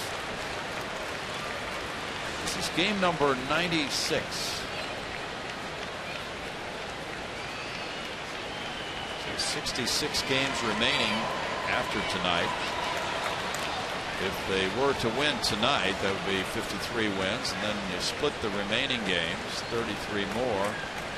You'll get them to 86 wins for the season. That's assuming they played 500 ball, which is not an assumption anybody should make.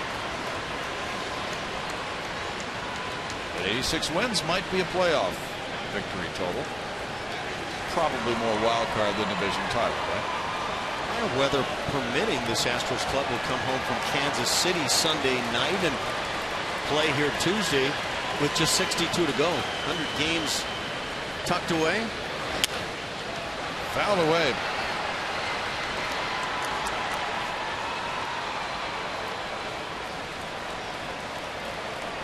Is that the home stretch? What's the home stretch?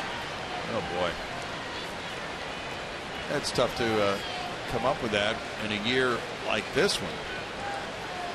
Is it the final 30? Maybe that final month of the year? Maybe. And September is just totally unlike the other months with expanded rosters. So in some ways, when these trades are made, it's more about the month of August than it is about September. Yeah, that's a good point. Something about September, good teams tend to win more than they were winning previously. Punch to right field. That dunks in for a hit in front of Rasmus. A run scores to make it 4-2. And Bogaerts on the 0-2 pitch made soft contact for RBI number 46. That's 4 straight hits. Yeah, if you're thinking Colin McHugh's losing it, well, you might want to look at some of the pitches that are being hit right now. Xander Bogaerts goes after a pitch that really shouldn't be handled all that well. Curveball down and away, out of the strike zone, gets a hit. I don't know why teams get hot in spurts, and sometimes at the time why they do it. Another case of Colby Rasmus playing shallow and near the line. Brent Strom out for a conversation. Colin McHugh lost a tough one, 3-1 at Tampa Bay right before the break.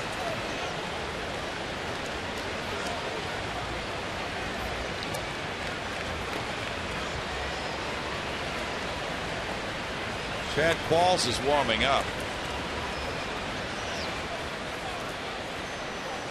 And last time out, Colin winning 3-2 over Texas, giving up 11 hits and 1 run in 6 innings. Trying to string back-to-back wins together. Qualls getting loose as David Ortiz steps up, representing the potential go-ahead run, and he's 0 for 2. 2 ground ball outs. John Singleton made a good play on him last time. And there's strike 1 to Ortiz. Ortiz is a .359 career hitter against the Astros. These Red Sox hitters do have some numbers against Houston lifetime. Pedroia .427, Holt .377, Ortiz .359, Ramirez .364, De Aza .337.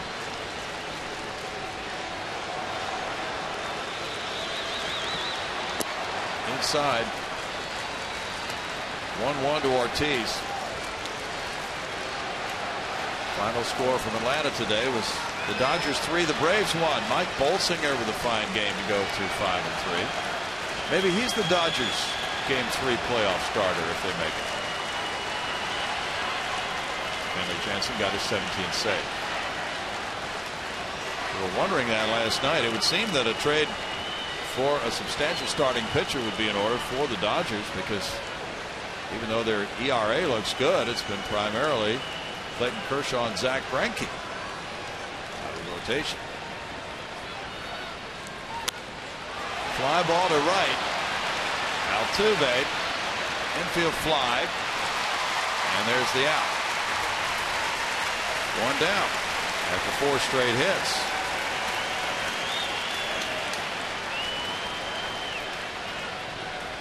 Andy Ramirez follows. Has a walk and a single to left. Get yourself another double play and get out of this jam.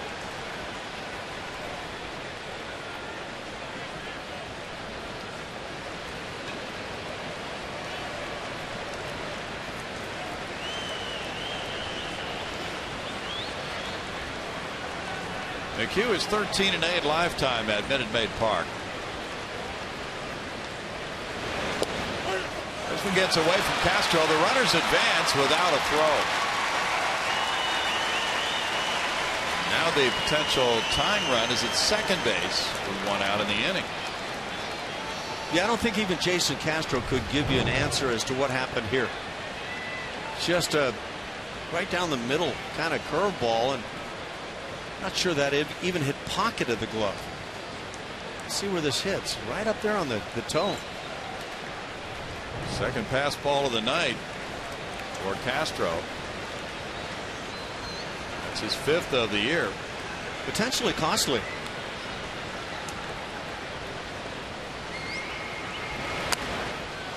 Foul ball makes it 0-2. 1-1 rather. Well, it's got to be 0-2, right? Yeah, it is 0-2. Because that was a curveball for a called strike. Yeah, we're showing 1-1. No balls, 2 strikes on Ramirez. Yankees beat the Orioles 4-3. Don Nova beating Kevin Goss. Andrew Miller got his 22nd save. Swing and a miss by Ramirez. There's a punch out. Big strikeout for McHugh for the second out. Jason Castro comes right back and comes up with a nice block on the curveball in the dirt, keeping the runners at second and third. This curveball has been quite the pitch for Colin tonight.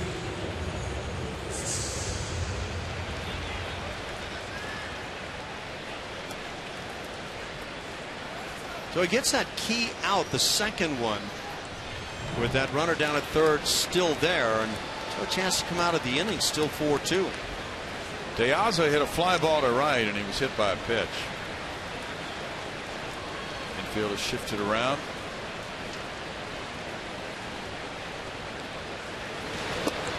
There's strike one. Now, this is a pressure-packed inning here for Colin.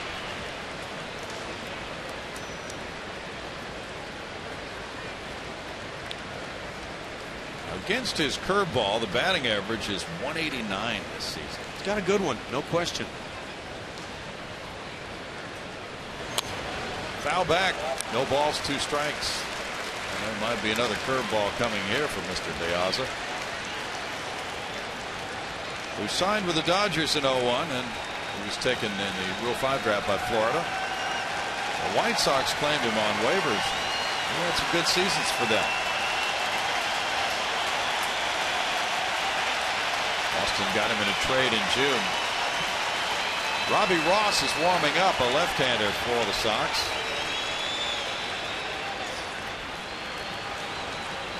Risnick shades to left center for De Aza.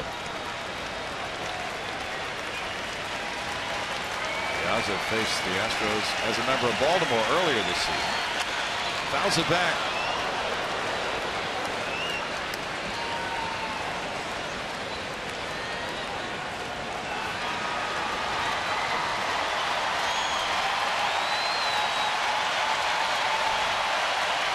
Well, McHugh now, after conserving his pitches, 58 through 5, has gone to 77 for the game here. A rather high-pitched 6th inning.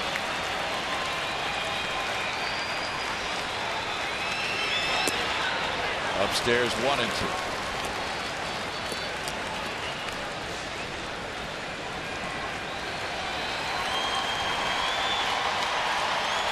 There's a breakdown inning by inning on Colin. 15 is kind of that break-even point, and so this is the first inning where he's really had to work it.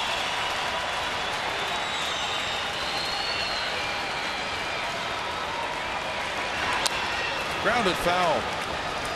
As it continues the battle.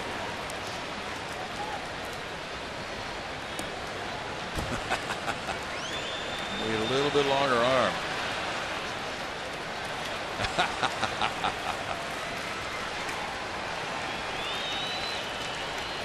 I was thinking, I got to get me one of those ball shaggers. Yeah.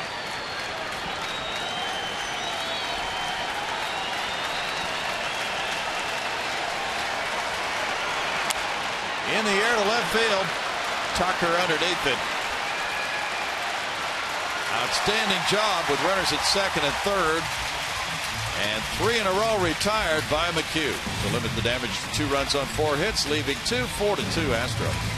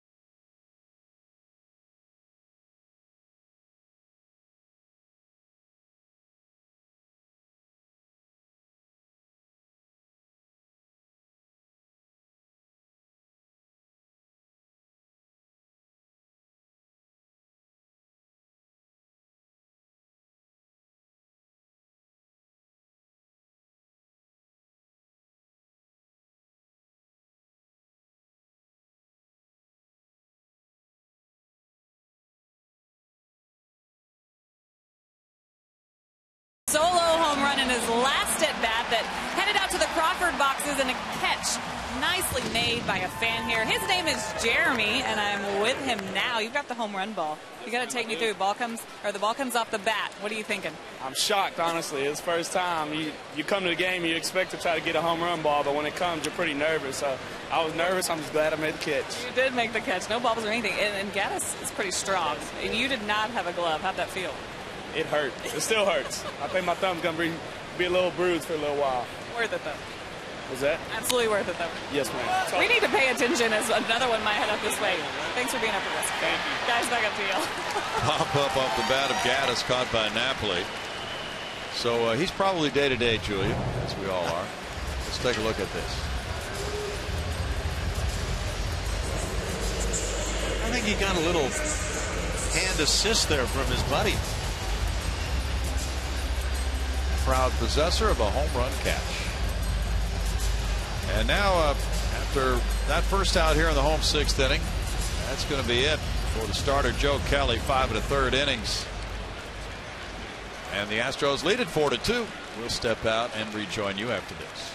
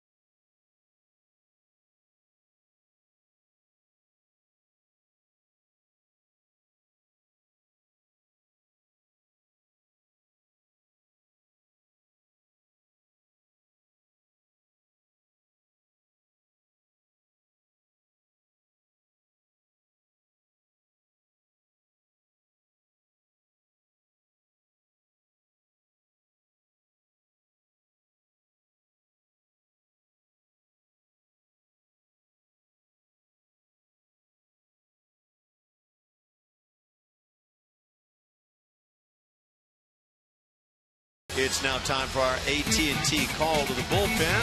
Red Sox have made that call to the pen. Brought on left-hander. Is this Robbie Ross? Yep. Yes, it is. Robbie Ross Jr. 25th game of the year. Still looking for that first win or loss on the year. Not pitching badly. 3.34 the ERA. Astros could use some more offense. Well, he's coming in to make it lefty on lefty with both Rasmus and Singleton left-handed batters 2 up. Colby singled to right in the second inning, fly to left in the fourth. Bobby Ross provided 3 scoreless innings of relief in game 1 of the doubleheader Monday in Anaheim against the Angels, striking out 3, giving up 2 hits. Infield shifts around. There is strike 1. Left-handed batters have not fared well against Robbie Ross since June 17th. They've hit .074 against him. There's the breakdown on Rasmus. .230 against lefties. So just about the same for Colby versus lefties and right-handers. 1 ball, 1 strike. I'd say in watching Colby keeps that front side in well against the lefties. Continues to get his good swings. 1-2. Sometimes. Yeah. Not that time. A little tied up on that one. Bobby Ross is 26. Texas drafted him in the second round in 08. Traded him to Boston this January for Anthony Renato. He's from Nicholasville, Kentucky.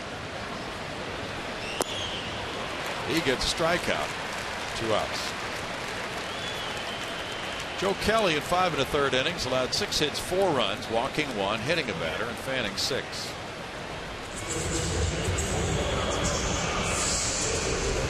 John Singleton has walked and lined to right.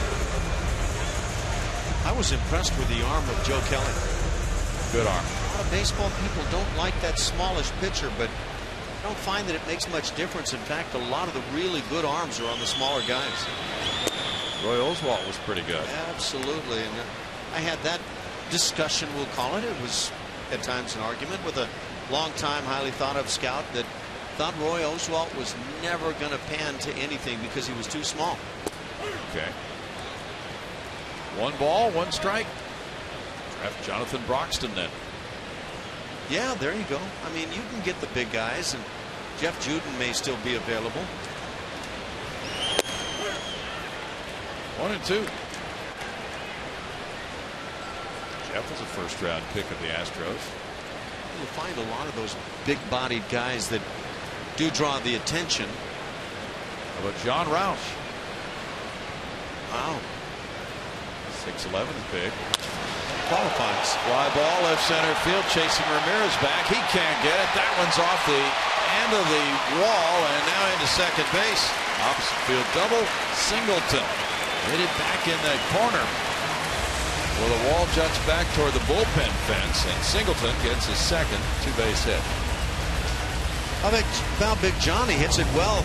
Placement wasn't ideal. Just leave this a little further left by about maybe 5-10 feet at the most, and you got yourself a dinger.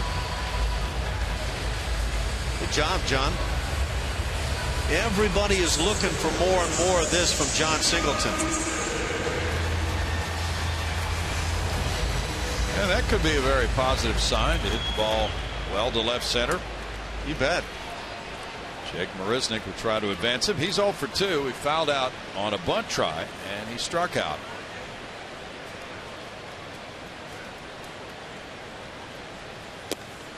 That's strike 1. On the side. Yeah, you know, John's kind of known for the uppercut and the strikeouts.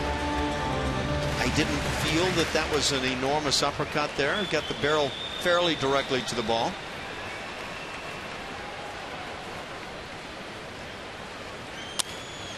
Rolled out to shortstop. Xander Bogaerts with the play to make the 3rd out. No runs, 1 hit, 1 left. After 6, 4-2 Houston.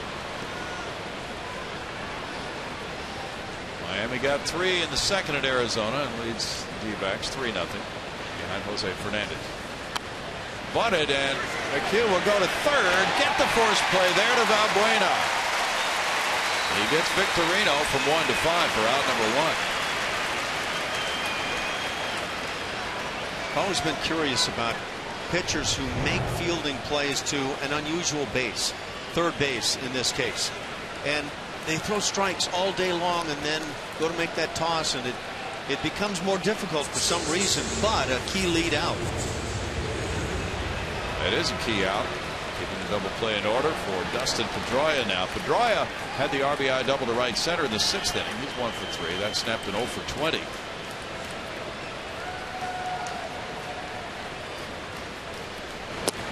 That's strike 1 on the curve. 31,104 the paid attendance. A big increase from Tuesday night to Wednesday night, from 26 plus to 31 plus. It's over the hump day, though. Is that right, Mikey? Yeah.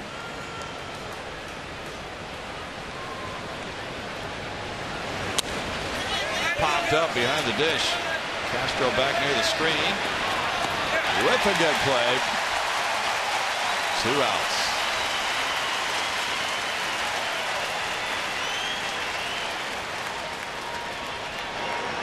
The ball wants to come right back towards center field. And so you'll see catchers get back by the screen as Dustin Pedroia, though he broke the 0 for 20, is still struggling a bit here. But Castro lays back off that screen, and if the ball misses the very top, it's going to keep coming at you.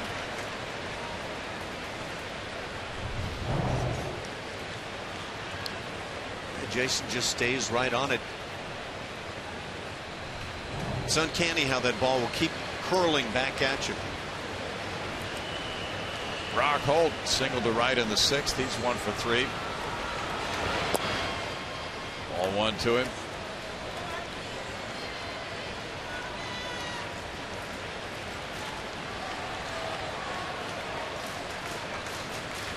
Holt is 27. Hit 281 last year for the Red Sox and got a lot of playing time. 449 at bats last season. Grounds this one foul. 1 ball, 1 strike. Pablo Sandoval resting tonight as Holt plays third base. Mookie Betts is getting a rest as well. You see the busy bullpen for the Astros with Qualls and Sipp. As you know, the Red Sox played a doubleheader Monday in Anaheim.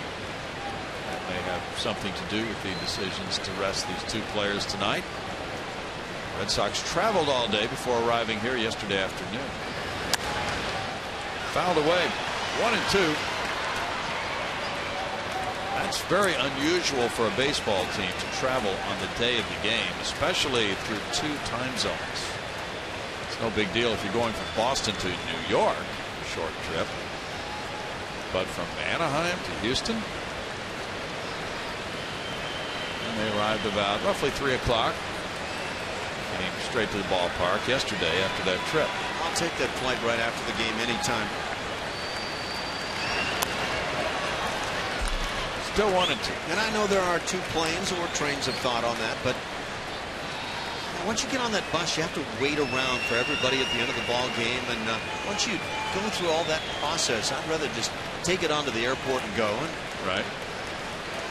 But again, I know it's you'll find probably some of the guys feel the other way.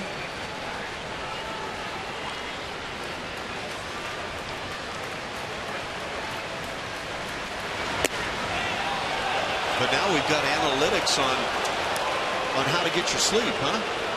Sleep deprivation studies are being conducted at all times on Major League players, we're told. Didn't know that. 2 and 2, that was a close one. Not sure some of the players have been told that.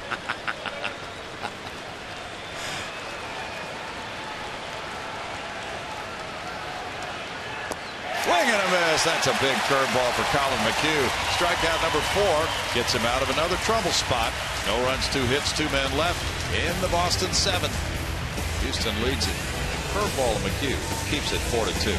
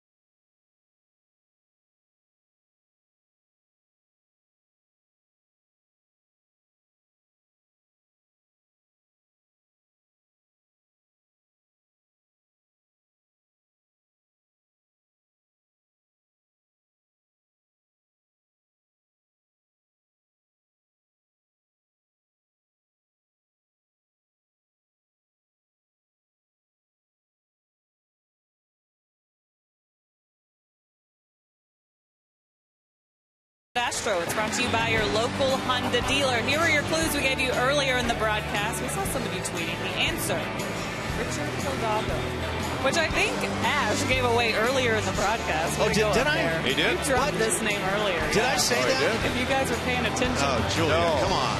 We weren't paying attention. You don't listen to our broadcast. How would you know that? Hey, I've got some stats on this guy. All right. 44 homers, 122 RBI in 2000. Wow. The other two players with at least 30 home runs and 110 RBI in 2000 were, you guys know this? No. Wait a minute now. 2000, Jeff Bagwell. Ding, ding, ding. Okay, and how about Morgan Ensberg? Who was it? Morgan Ensberg? No. No? How about Lance Berkman? Nope. Yeah, have you noticed her conky style when she gives answers on that stuff? Yeah. Did I stump you guys? Let me see. Think around the field. Wow. Oh, Moises Alou. There you go. Yeah. Brownie's on it. Wow, Well. he wasn't riding the bike that spring. Boods was on it. Alexi Ogando comes in, the former Texas Ranger, with the Astros leading at 4-2, facing Jason Castro. Castro struck out both times. Ogando 2-0, and there is strike one. Yeah, the 2000 season was the first year of this ballpark, and the Astros set a record for home runs in the National League. 249 that season. They had a lot of home run hitting. Supposedly, Moises Alou is headed for Cooperstown, if not already there. Pat Neshek is warming up for Houston. And it's fouled. We know some of the advanced guard is already arriving in the upper New York area. And somebody tweeted, as you see Neshek, that they're at the Albany airport and have already spotted the big unit there tonight. Saw that. But the unit was taking photos of everybody gawking at him. He could. He is outstanding photographer. You know who else has turned to photography in his post-retirement days from baseball? Ken Griffey Jr. Oh, no kidding. Yeah. He was seen on the sideline of some college football games because his son was playing wide receiver. He was buttoned up and playing a lot of golf with Tiger Woods there for a while. Okay. Rolled foul, first base line. Still a 1-2 count. Robbie Ross worked 2/3 of an inning for Boston, allowing 1 hit, no runs, with no walks, 1 strikeout. Ogando allowed a home run to Albert Pujols in the 7th inning Monday night. That was in game 2 of the doubleheader. A lot of folks have allowed homers to Albert Pujols this year. He leads the Red Sox in relief innings with 41 1/3. That's in the top 11 in the American League. It's 2 balls, 2 strikes. And Alexi had a rough outing in Boston against the Astros. He gave up homers to Carlos Correa and Evan Gattis in the 7th inning of a Boston 5-4 win in that one.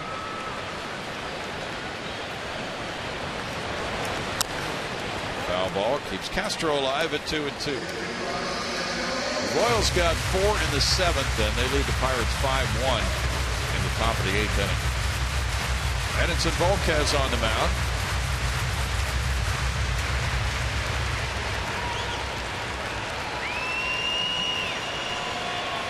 Eric Hosmer hit his 9th home run. Mike Moustakas number 10. Foul back. Well, the Royals are 20 games over 500, Ash. They've lost Alex Gordon for a few weeks, but they are showing no signs of weakness in the AL Central. Yeah, they've been a better offensive club this year than I anticipated. Terrific bullpen, a key component last year, and they've been really good this year again. They came into the day with a 6.5 game lead on Minnesota. Liner to right, in for a hit for Castro.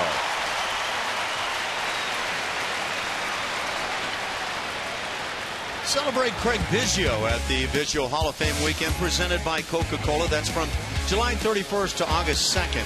On Friday, July 31st, 10,000 fans will receive a Craig Biggio Hall of Fame bobblehead. For more information, visit Astros.com, or you can call 1-877-9-ASTROS. Do it today. There will be a lot to celebrate. Hey, that was a more aggressive at bat there entirely, all the way for Jason Castro. Maybe it's a turnaround for him. Jose Altuve's been on twice. Strike one to Altuve, who got the infield hit to short. Rode home on a 2-run homer by Tucker in the 5th inning. He was hit by a pitch in the 3rd. He lined out to second in the 1st inning. Altuve swung a good bat tonight.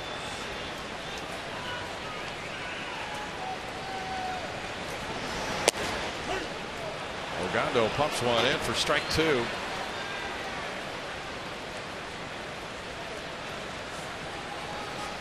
We have a dandy of a question for you tomorrow night on Who Am I?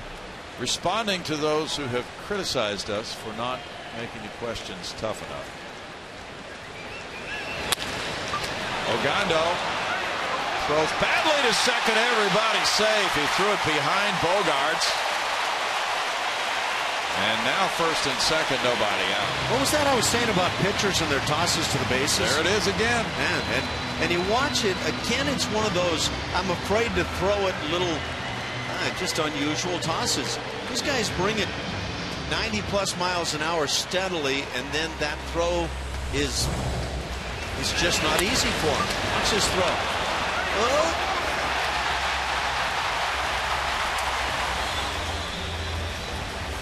Crazy game. And they work on this so much during the spring. It never looks like that in the spring, though. Made to order double play ball, but now it's 2 on, nobody out on the error by Ogando. And Preston Tucker, the last man the Red Sox want to face in this situation, has 2 homers and 3 at bats tonight. Strike one on the foul ball by Tucker. Red Sox have made 2 errors tonight, 56 this season. First career multi-home run game for Tucker. Will he get a 3rd?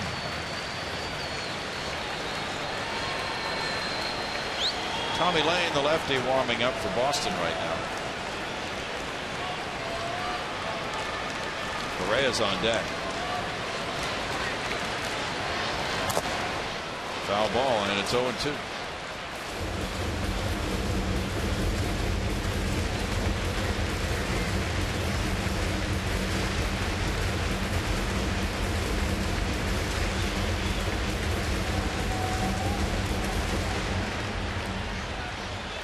Nice night for Colin. Really did a job in the 6th inning. And he had 2 men on after allowing a couple of runs, and then got the next 3. 1 and 2, and then last inning as well, the first 2 reached on singles, and he got 3 outs in a row after that.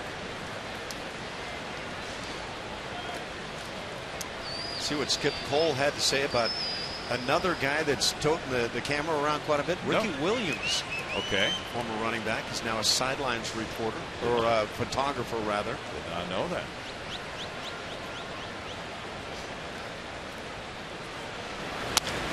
Pulled on the ground. Here's a throw from Napoli, and Bogaerts returning to the pitcher Ogando. They do get a double play, and Castro's at third with 2 outs now. The play may be reviewed. A.J. Hinch is putting a hand up in the air for the umpiring crew, and he will come out. He wants the replay review of that call at first base on Tucker. A.J. got the word really quickly, and that oftentimes can mean that it was kind of a no-brainer once somebody quickly saw a review.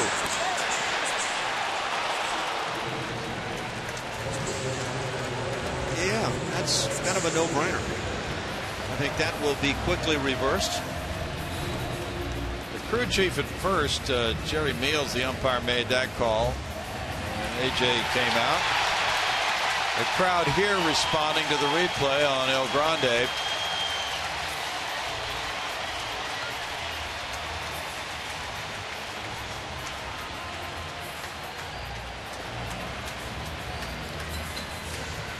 Now you have one of those nights. You hit a couple of home runs. You hit a ground ball there, and you may not dig with everything you have. Not so for Preston Tucker. The call has been overturned. Tucker is safe. Now runners at first and third, 1 out for Carlos Correa. bottom line, you hope that buys you a chance to put at least one more run on the board. That reversal took all of 49 seconds. And I think you could have sliced that in half. Correa singled in the 5th inning. He's 1 for 3. Bueno on deck. Ball 1. Correa is an aggressive hitter. Dave Hudgens, the hitting coach, said that they're working on some things with Carlos just to make sure he doesn't get overly aggressive.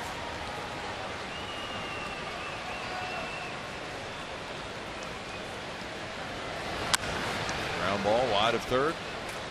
1 ball, 1 strike. You know, I have to say, I haven't seen that Carlos has had an inclination to be overly aggressive.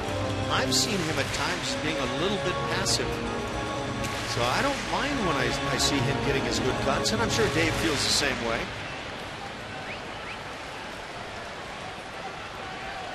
I think one thing they feel challenged to do is to keep him challenged. Ground ball short. Bogarts to second. Pedroia to first. Double play to end the inning. No runs, 1 hit, 1 error, 1 left after 7. 4-2 Houston.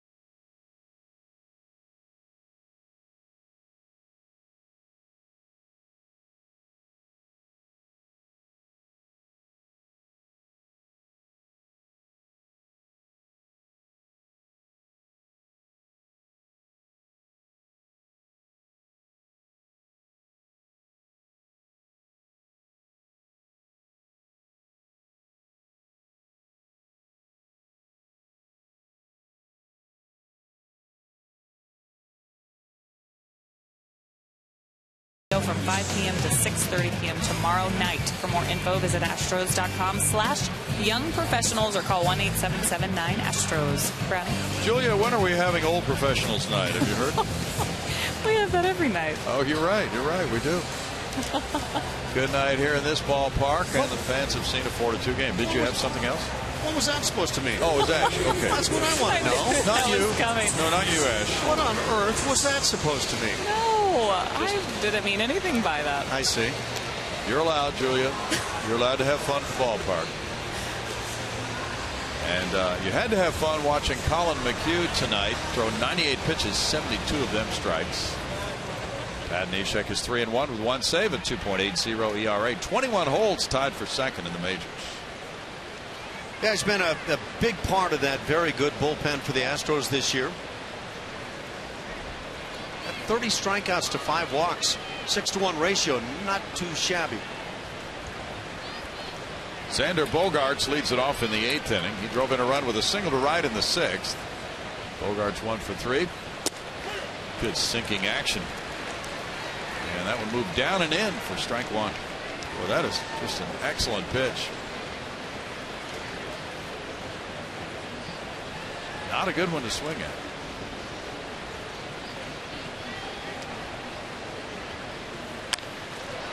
Liner foul into the crowd.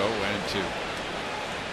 Colin McHugh in 7 innings allowed 7 hits, 2 runs. He walked 1, hit a batter, and struck out 4. He didn't give up a hit until the single by Ramirez leading off the 5th. Then he gave up 4 hits in the 6th, but only 2 runs as he stranded men on 2nd and 3rd. Striking out Ramirez for out number 2 and getting De Aza on a fly ball. And then in the 7th inning, after the first 2 singled, he got the next 3. So really did a job under pressure again. Bogart strikes out, 1 down. A lot of pitchers would like to know what it is that Pat Neshek does that enables him to get hitters to offer on a pitch this far off the plate.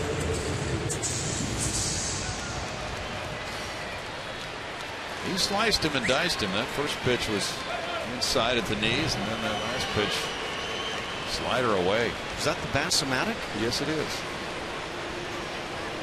Neshek faces Big Papi, who's 0 for 3. But does not represent the tying run. Strike. That's the incentive to get that number 3 hitter with Ortiz waiting to hit behind him. And the Astros bullpen has been very sturdy this season. That changeup bounces. It's 1-1. Even though Neshek telegraphs the changeup sometimes, it's at such a slower speed than his other pitches. A lot of times it's effective. You're right. He does tip off that changeup. There's a slowdown in the delivery. Now I was just looking at David Ortiz, and as big a swinger as he's been for a long time, he doesn't get fooled a lot. He generally will take the pitch well and get his big swing. 1-2. I guess that accounts for the great career he's put up as he begun the slowdown, which some have suggested at given times over the last 5 years or so. That's always the case with the aging player, right? Yeah, I think so, and I think it's fair for the comments. I think some players take great umbrage at some of the comments. 2 balls and 2 strikes.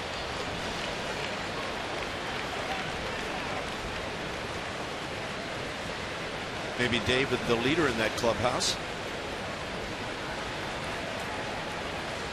The Cubs got a run in the 9th to gain a split of their doubleheader at Cincinnati. They won it 6-5, beating Aroldis Chapman.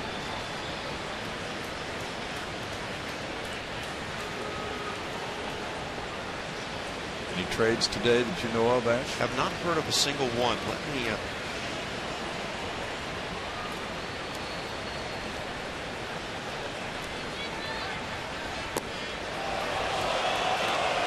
3-2 now.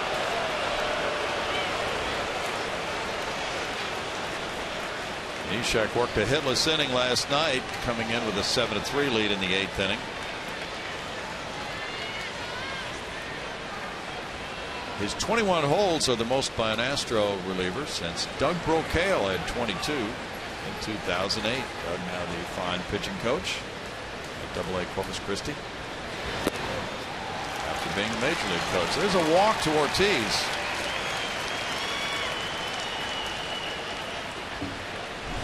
peek at what Colin McHugh did on the night. Very effective curveball tonight. There's the little cutter as he gets an early out back in the first inning, getting Dustin Pedroia. That curveball picked up some strikeouts and was quite key throughout the evening. But when he'd fall behind that little cutter, he could throw for a strike. He was able to get a double play on Mike Napoli. But again, he turns to the curveball in a key situation. When it's all said and done, 7 very good innings from a guy who's getting lost, I think, in some of the attention around the youngsters in the staff now. Hanley Ramirez looks at ball 1. Ramirez has a walk and a single. But then in the 6th inning, McHugh struck him out in a key situation. So here's some word for you, Brownie. The pursuit that had been going on for Phillies closer Jonathan Papelbon seems to be cooling. In the air to shallow left field. Correa out in front of Tucker. 2 outs. Okay, it's cooling.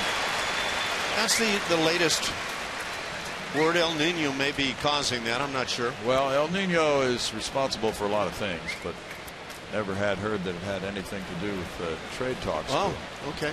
Well, I'll recheck that. Papelbon does carry some baggage. Did you get that remark he made about he would okay a deal to the dirty South? No, no. Have you heard this area referred to as the dirty South before? What area? This area. Really? Yeah. Hadn't heard that. Alejandro De Aza is 0 for 2, and he was hit by a pitch. I'm wishing I hadn't heard it now. Strike to De Aza. The dirty South, huh? Not sure what that means. He's from Mississippi, right? Is that what that has to do with? Only Mississippi stands up in the South, or what? Maybe.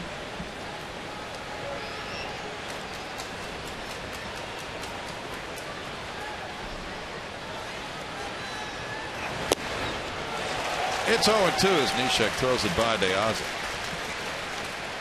Nonetheless, as you ponder possible deals for some of these contending teams, adding a closer might be very helpful for some of them. Some of that talk about Craig Kimbrell with the Padres I found very intriguing. Yeah. He could be a difference maker with some clubs. Struck him out, and Neshek puts together 3 outs here in the 8th inning with a 4-2 lead for Houston.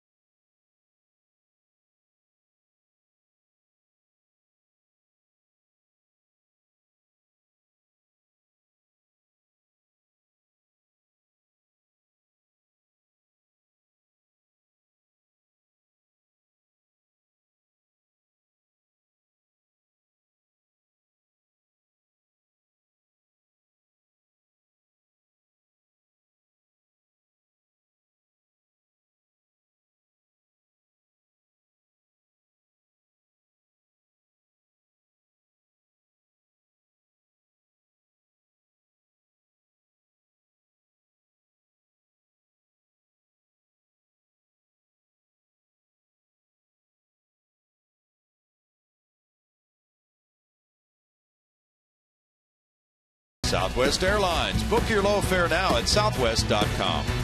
Also brought to you by Pixels in theaters July 24th. And by H-E-B. No store does more than my H-E-B. In downtown Houston, it's 4-2. The Astros lead the Red Sox. We go to the bottom of the 8th inning. Pitcher number 4 is warming up for Boston. As these fans look on, they're part of a crowd of 31,104. The Astros trying to make it a 4-1 start to the homestand, the finale tomorrow night. Here's lefty Tommy Lane. And you see the numbers on Tommy Lane. While you glance over those, I just want to let you know that one of our well-versed listeners, Chris Johnson, seems to know what Dirty South means. He says it isn't derogatory.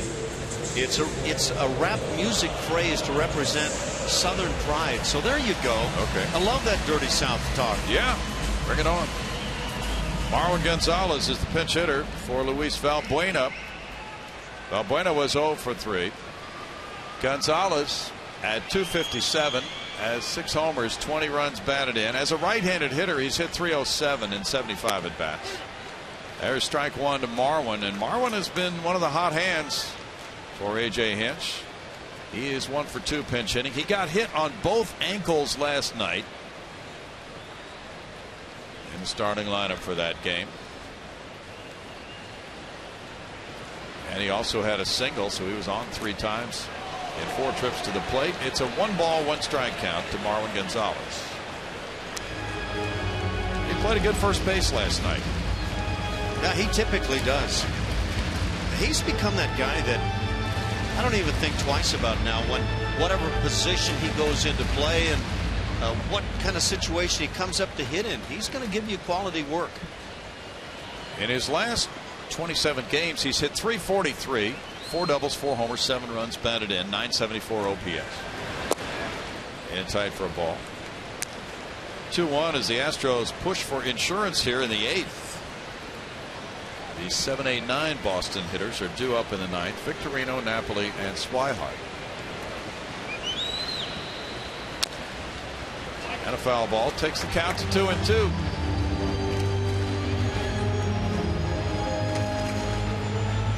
For Marwin Gonzalez, it's been another versatile year. 25 starts at shortstop, 10 at third, 9 at second, and 7 at first.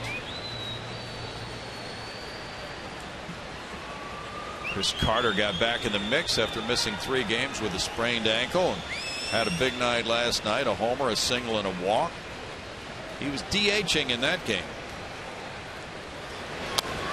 Poke foul. It wouldn't be surprising at all to see Carter starting at first base tomorrow night because a left-hander's on the mound.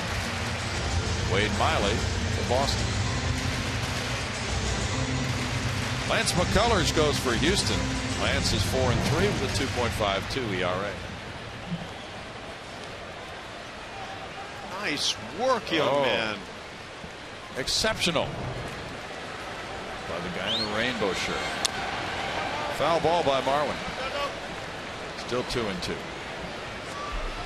White Sox 2, Cardinals nothing. Top of the 8th in Chicago. Royals lead the Pirates 5-1 in Kansas City. They're in the top of the 9th now. It's the Angels 1, the Twins nothing. Top of the 3rd. C.J. Wilson pitching for the Angels. He shut out Boston in his last start. Angels have really put some things together, and they're 30-18 at home. The Astros are 31-17 at home. Ground ball foul. Those are going to be 3 awfully important games when they're here next week. I got to wondering about the Angels, and what if Angels were to pull a deal for a top of the order starting pitcher, or say a Yoenis Cespedes for that outfield? Well, if they got Cespedes, they would hit him behind Albert Pujols, right? It would seem to make a big difference in that offense. Ground ball to first. Napoli. 1 out. Other pitchers who might be moving in trade deadline deals. Houston native Scott Kazmir, first-round pick. Pitched at Cy Falls High School. He's 31, 3 All-Star appearances. 5-5 with a 2.38 ERA in the final year of his contract with Oakland. Yeah, you talk about that 2.38. He's pitching great baseball. And I guess you have to ask, how much is that a part of the ballpark there in Oakland, a yard that favors the pitchers? But, I mean, it says he's healthy and throwing the ball well. Evan Gattis looks at ball 1. Gattis homered in the 4th inning. He's 1 for 3. We discussed some of the other guys available. There are apparently a bunch of them. Jeff Samardzija of the White Sox. The Marlins might be moving a starting pitcher. Maybe a Matt Latos. 1 ball, 1 strike.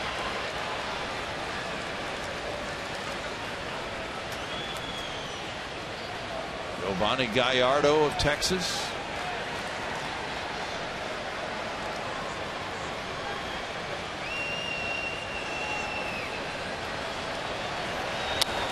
Foul ball. 1-2.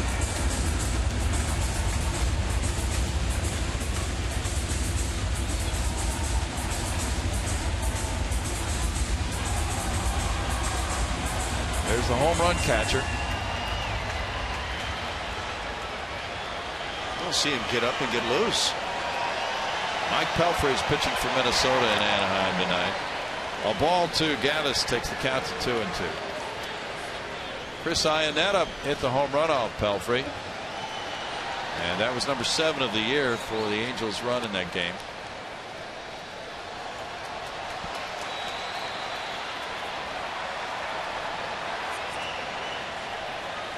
Dallas Keuchel and Colin McHugh are the pitchers. The Astros have won 26 and lost 13.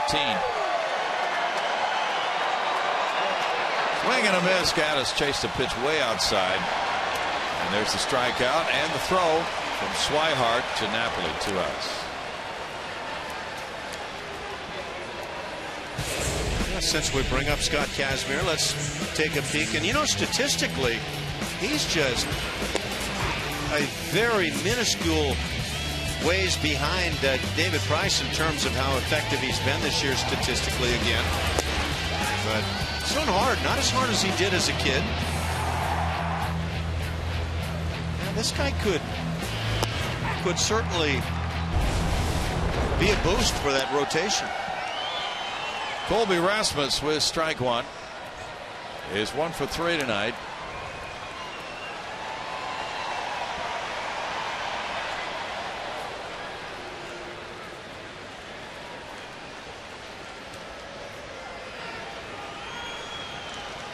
But don't you agree the real key along with that is how much are you forced to give up if you want to bring on one of those players? No doubt, and Jeff Luhnow was quoted on that in an article today.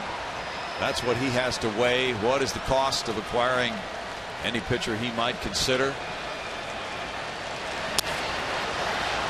Pedroia over to Napoli. 1, 2, 3, 8th inning. We go to the 9th. The Astros lead the Red Sox 4-2.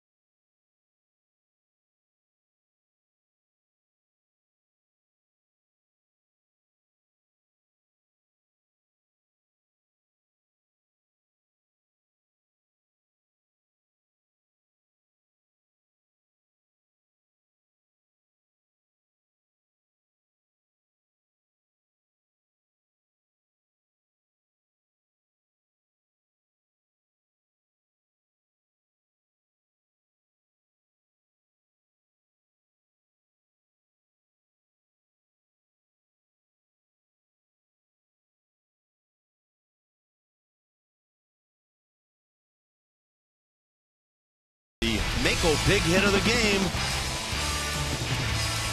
Preston Tucker might have had a pair of those early in the game. He goes oppo, and that was a home run. Then he hits the 2-run drive to right field. A pair of dingers on the night, and Preston Tucker now has 8 major league home runs, and he has given the Astros this 2-run lead here in the ninth. That's the 7th time an Astros hit 2 homers in a game this season. Now he's tying his shoe, getting all set to play in left field. Marwin Gonzalez has taken over at third base after pinch hitting for Luis Valbuena. And the new pitcher is the closer, Luke Gregerson, shooting for save number 20 tonight, Ash. Yeah, he's been the man in that closer role. Excuse me. Still kind of trying to clean up this cold, but last 9 games, he has been Mr. Well, I'm not going to say it, but he's got the 0 ERA, 1-0 in that span with 4 saves. 190 for the right-hand hitters against him. Friday night, he got that most recent save. And that was his first one since June 28th against the Yankees. Shane Victorino leads it off. Pat Neshek worked a hitless, scoreless 8th inning with a walk and 2 punch-outs. Victorino singled in the 7th inning. And there's ball 1. Astros bullpen has 25 saves and 37 save opportunities. Gregerson is 19 for 21. In for a strike to even the count at 1-1.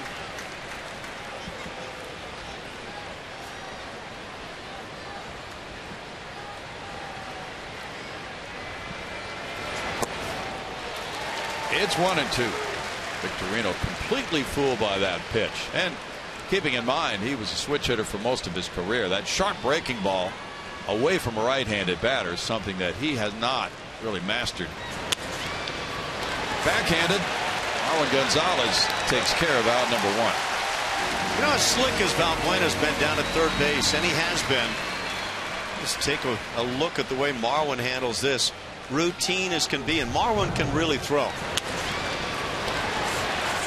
Casual, yeah. Done it before. Well, he started that nice double play from first base last night. Now he makes a backhand play at third base tonight. Mike Napoli single to left in the 7th inning. He's 1 for 3. Every manager would like to have a Marwin Gonzalez. Ooh. 1-0 to Napoli. Minnesota's gone in front of the Angels 2-1 now in the top of the 3rd. 1 ball, 1 strike. The Astros would love to see a combination of a Houston win and an Angels loss. That would pull them to within 1 game of the lead in the AL West.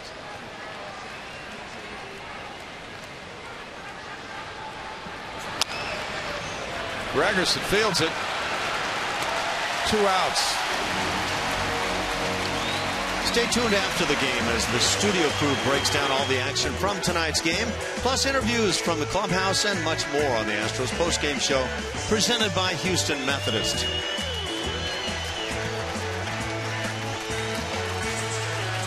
Kevin and Mike all ready to break it down for you. And these fans are standing, anticipating Gregerson getting the final out. It's Blake Swihart batting. Swihart 1 for 2. He singled and scored in the 2-run 6th. In for strike 1. The Astros trying to go 10 games over 500. 53-43 would be their record with a win tonight.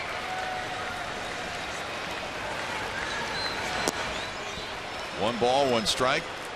The Twins got their 2 runs in the top of the 3rd at Anaheim on a hit by Brian Dozier.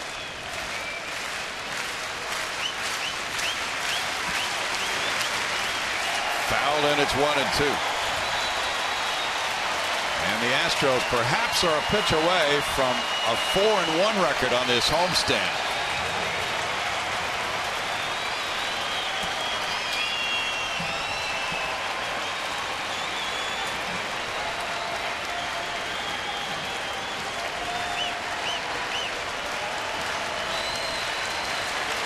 They've won 7 of their last 8 at Minute Maid Park. In the air to right field. Rasmus with a catch. Another Houston win. Gregerson with save number 20. McHugh with win number 11. And once again, the pitching is outstanding. The Astros get 2 homers from Preston Tucker and another from Evan Gattis. And that combination of a well-pitched game, solid defensive play, and home runs holds up again. A.J. Hinch's club 53-43, winning the first 2 of this 3-game series from the Red Sox. This one goes Houston's way tonight, 4-2.